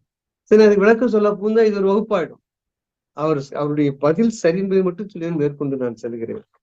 அதனால நீங்கள் கேவல நிலை, சகல நிலை, சுத்த நிலை என்ற 3 நிலை பற்றி அவர் கேள்விக்கு பதிலாக சொல்லியிருக்கிறார்கள். அதை நீங்கள் அந்த வகுப்பொழிலை சென்று பார்த்துக் கொள்ள நான் வேண்டுகிறேன். அதுபோல மாயில் சகல நிலை என்பது என்ன? மாயை செயல்படுகிற நிலை, அழகாக சொல்லியிருக்கிறார். சுத்த நிலையிலே மாயில் செயல்பாடு இல்லை. இதெல்லாம் அடிப்படைங்க, எல்லாம் புரிஞ்சுக்கணும் நம்ம. இதையும் அழகாக ஒரு பதில் சொல்லியிருக்கிறார். அதனால சுத்த மாயிலே ஆணவ கலப்பு இல்லை. ஆகையினாலே மாயில் செயல்படாத நிலை என்று சொன்னார். உண்மைதான், அதுதான் நம்ம பகுப்பிலே நம்ம சொல்லியிருக்கிறோம். அசுத்த மாய் என்பதுதான் இந்த பிரகிருதி மாய் என்று சொல்கிறோம். அசுத்த மாயை செயல்படுகிற பொழுது பிரகிருதி மாய் என்று பெயர். இந்த கல்வி தத்துவம் அசுத்த மாய் தான். ஆனால் அது இறைவனுடைய நேரடி கண்காணிப்பிலே நிகழ்கிற அடுத்த நிலை. அந்த அசுத்தமாய் முழுவதுமாக செயல்படுகிறதான் நாம் மனித தேகத்துக்கு இருக்கிறோம். உலகம், பூனம், போகம் எல்லாம் வருகிறது. ஆனால் அசுத்தமாயின்னு ஏதோ ஒரு தீண்டத்தகாத பொருள், தேவையில்லாத இறைவன் ஏன் அழிக்கவில்லை அப்படிலாம் நினைக்கக்கூடாது. அசுத்தமாய் செயல்படுவதாலே தான் இந்த பிரபஞ்சம் இயங்கிக் கொண்டிருக்கிறது. நாமெல்லாம் பிறந்திருக்கிறோம், பஞ்சபூதங்கள் இருக்கின்றன. எதுவும் பயனற்றது இல்லைங்க. என்னன்னா நாம் அசுத்தமாயிலே பஞ்சபூதங்களோடு, இந்த ஐம்பொறிகளோடு, இந்த ஐம்புலன்களோடு, 4 கரணங்களோடு பிறந்திருக்கிறோம், வாழ்கிறோம். நாம் மேல்நிலையில் ஏற வேண்டும் விழிப்பு நிலை பெற்று இந்த அசுத்த நிலையிலிருந்து சுத்த நிலைக்கு மாற வேண்டும். அந்த முயற்சி வேண்டும். ஆக ஆன்மலாபம் பெறுவதற்காகத்தான் தேகம் கொடுக்கப்பட்டிருக்கிறது. இந்த தேகம் மாயினால் செய்யப்பட்டிருக்கிறது. காரணம், இந்த மாயினுடைய துணர் கொண்டு அசுத்தமாயாக நாம் இருந்து கொண்டிருக்கிறோம். சுத்தமாய நிலைக்கு நாம் மாற வேண்டும். நாதத்திற்கு நாம் செல்ல வேண்டும். அடுத்தது அந்த அழகான அந்த ஒரு அட்டவணை நான் ஒன்று போட்டிருந்தேன். அந்த அட்டவணையை எடுத்து அப்படியே அவர் போட்டிருந்தார்கள். அதை மீண்டும் மீண்டும் திரும்ப திரும்ப நீங்க பார்க்கணும். பிரகிருதி மாயை, அதற்கப்புறம் சித்தம், அந்த சித்தத்துல 3 குணங்கள் எப்படி சமநிலையில் இருக்குது. அதுக்கப்புறம் ஒரு அம்புக்குறி போட்டு அடுத்தது போட்டிருப்போம் புத்தி. அங்க சாத்விக குணம் மட்டும் அதிகமாக செயல்படுகிறது. அடுத்தது அகங்காரம். அதுல சாத்விக குணம் செயல்படுகிற பொழுது மனமும் ஞானேந்திரியங்கள், ராஜசம் செயல்படுகிற பொழுது கர்மேந்திரியங்கள், தாமசம் செயல்படுகிற பொழுது தன்மாத்திரை, அதிலிருந்து 5 பூதங்கள். இதெல்லாம் அழகா அந்த அட்டவணை நான் எடுத்து கொடுத்திருந்தேன். அதை அப்படியே அவர் எடுத்து கையாண்டிருக்கிறார்கள். நம் நண்பர்கள் பார்க்கணும். இந்த முக்குணங்கள் இருக்கு பாருங்க, அதுதான் நமது வேதங்களுக்கு முற்பட்ட நிலையிலையும் பேசுகிறார்கள். அந்த சாத்விகம் என்பது நன்மை, ராஜசம் என்பது நன்மை தீமை கலந்தது, தாமசம் என்பது தீமையானது. இதே மாதிரி வச்சுக்கணும். அடுத்தது இறைவனை மாயாவி என்பது சரியா ஒரு கேள்வி, கடைசி கேள்வி. மாயாவி என்பது சரிதான். மாயாவினா மாயன், மாயகிருஷ்ணன், பல லீலைகள் செய்வான், மக்களை ஏமாற்றுவான், மயக்குவான், அப்படிலாம் இல்லை. மாயை என்கிற கருப்பொருளை, மூலப்பொருளை, முதற் காரணத்தை கொண்டு இந்த பிரபஞ்சத்தை, உயிர்களை எல்லாம் இயக்குவதாலே. எதால் இயக்குறான்? மோரால் இயக்கிறப்ப மோர் விற்கிறவன மோர்காரிங்கிறோம். எந்த செயலை செய்யறாங்களோ அந்த செயலை வைத்து பேர் வருகிறது. மாயன்கிற பொருளை வைத்து இந்த பிரபஞ்ச உயிர்களை இயக்குவதாலே அவன் மாயாவி எனப்பட்டான். அவ்வளவுதான். அப்படி புரிஞ்சுக்கணும் நம்ம. அதனால இந்த மாயை மூலப்பொருளாக வைத்துத்தான் 36 தத்துவங்கள் இயங்கிக் கொண்டிருக்கின்றன. ஆக மிக அழகான அந்த 60 கேள்விகளுக்கு பதில் சொன்னவர்களுக்கு மீண்டும் எனது பாராட்டை தெரிவித்துக் கொள்கிறேன். இந்த 36 தத்துவங்கள் வருவதற்கு காரணமா இருந்ததே இந்த மாயை தான். இந்த மாயெல்லாம் சுத்த மாயை, அசுத்த மாயை, பிரகிருதி மாயை இல்லைன்னா 36 தத்துவம் வருங்களா? இந்த 36 தத்துவங்கள் காரியப்படுகிற பொழுதுதான் 60 தாத்துவங்கள் பிறக்கின்றன. அப்ப இந்த உடல் இயங்குவதே 36 தத்துவங்கள், 60 தாத்துவங்கள், 96 தத்துவ தாத்துவங்கள். இதனால உடம்பே இயங்குது. அதனால நம்ம ஏற்கனவே இதை பற்றி விளக்கமா நான் சொல்லியிருக்கிறேன். மீண்டும் உள்ளே நான் செல்ல விரும்பவில்லை. இந்த தத்துவங்கள் உணர்வில்லாமல் உயிர் பிரியும் பொழுது எவ்வாறு 30, 60 சேர்ந்து 96 தத்துவங்கள் அழிகின்றன என்பதை பற்றி நாம் நிறைய பார்த்திருக்கிறோம். அதை ஜீவவாணி ஒழுக்கத்திலே பெருமான் பசியினுடைய கொடுமை பற்றி பேசுகிற பொழுது, நல்ல நினைவோடு இருக்கிற ஒரு மனிதன் உணவு கிடைக்காமல் பல நாள் பட்டினி இருந்து உயிர் பிரிகிற பொழுது அவன் உடலிலே என்னென்ன மாற்றங்கள் நிகழ்கின்றன என்பதை மிகப்பெரிய நீண்ட பட்டியலிடுகிறார் கருணாமூர்த்தியாகி வளர்பெருமான். பசியினால் ஒரு உயிர் பிரிகிற பொழுது உடலில் நிகழக்கூடிய அவஸ்தைகள், துன்பங்கள், நிறைகள் என்னென்று, அதுதான் எந்த தத்துவத்தால் உடல் உண்டாக்கப்பட்டதோ 36 கூடுதல் 60 96 தத்துவங்களால் உருவாக்கப்பட்ட உடல் எந்தெந்த தத்துவங்கள் எப்படி அழிகின்றன என்பதை அவர் சொல்கிறார். ஆக உருவாவதற்கும் காரணமாக இருப்பது 96 தத்துவங்கள் தான். இந்த உடல் அழிகிற பொழுது அழிவதும் 96 தத்துவங்கள் தான் என்பதை நாம் புரிந்து கொள்ள வேண்டும். அதனால இந்த ஆன்மா இந்த 36 கூடுதல் 90, அந்த 60 96 தத்துவங்களால் தான் ஞான மார்க்கத்திலே மேலேற வேண்டி இருக்கிறது. ஒரு தத்துவமாக கடக்கிற பொழுது ஒரு மேலே. அதான் தத்துவங்கள் அனைத்தும் தனித்தனி கடந்தேன் என்று பெருமான் சொல்லுவார். ஆகினால பெருமான் சவிச்சாரங்கள் பல இடங்களில் கலக்கிறார். இந்த ஐந்தொழிலை இறைவன் மட்டும்தான் செய்ய முடியும் என்று சொல்வார்கள். ஆனால் வள்ளற் பெருமான் அகவலிலே சொல்லுவார், உலகு உயிர் திரளெல்லாம் ஒளிநெறி பெற்றிட இலகு ஐந்தொழிலையும் யான் செய்ய தந்தனை என்று சொல்வார். அதனால இந்த படத்தில் இந்த தொழில் ஏன் மாயிலிருந்து செய்யணும்? சூரியத்திலிருந்து செய்ய முடியாது. சூரியத்திலிருந்து செய்தால் சூரியன் தான் வரும். மாயிலிருந்து செய்வதால் தான் மாயத்தினுடைய விகற்ப ஜாலமாக இந்த உடல் வந்திருக்கிறது.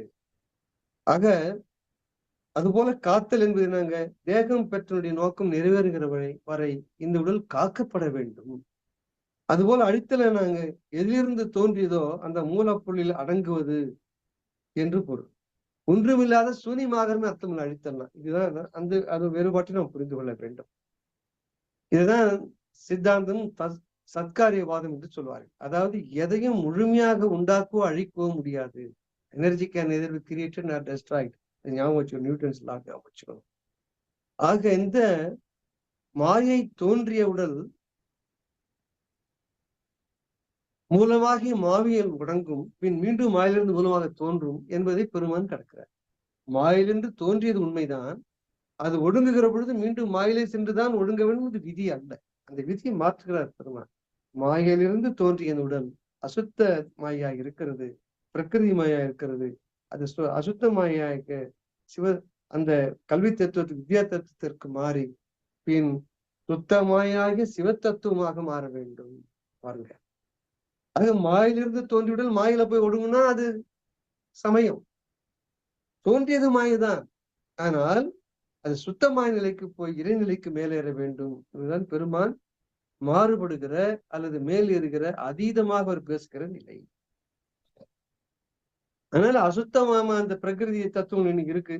அப்படியே தாத்துவங்கள் அப்படியே இருக்குன்னு வச்சுங்க, சமயங்கள் சொல்லுறது தேகம் விழுந்துதான் போகும். இப்ப நமக்கு அசுத்த பிரகிருதி தத்துவத்தில் இருக்கும், அசுத்த தத்துவத்தில் இருக்கும். 96 தத்துவங்கள் நிரம்பி இருக்கும், மலங்கள் நிறைஞ்சுதான் இருக்கு.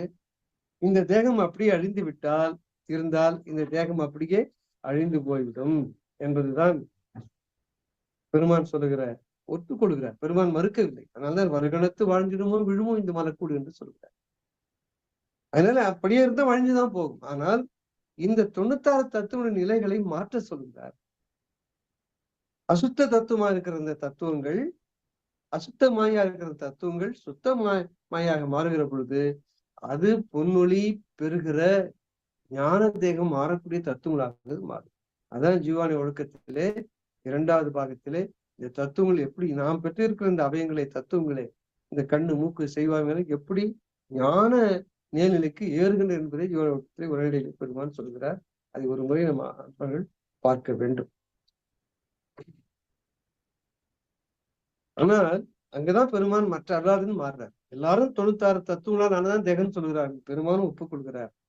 அதே நிலையில் இருந்தால் அழிந்துவிடுவது பெருமான் ஒப்புக்கொள்கிறார். அந்த தத்துவங்களை மாற்றுகிற பொழுது அது மேல்நிலைக்கு போக முடியும் என்பதை மாற்றுகிறார்.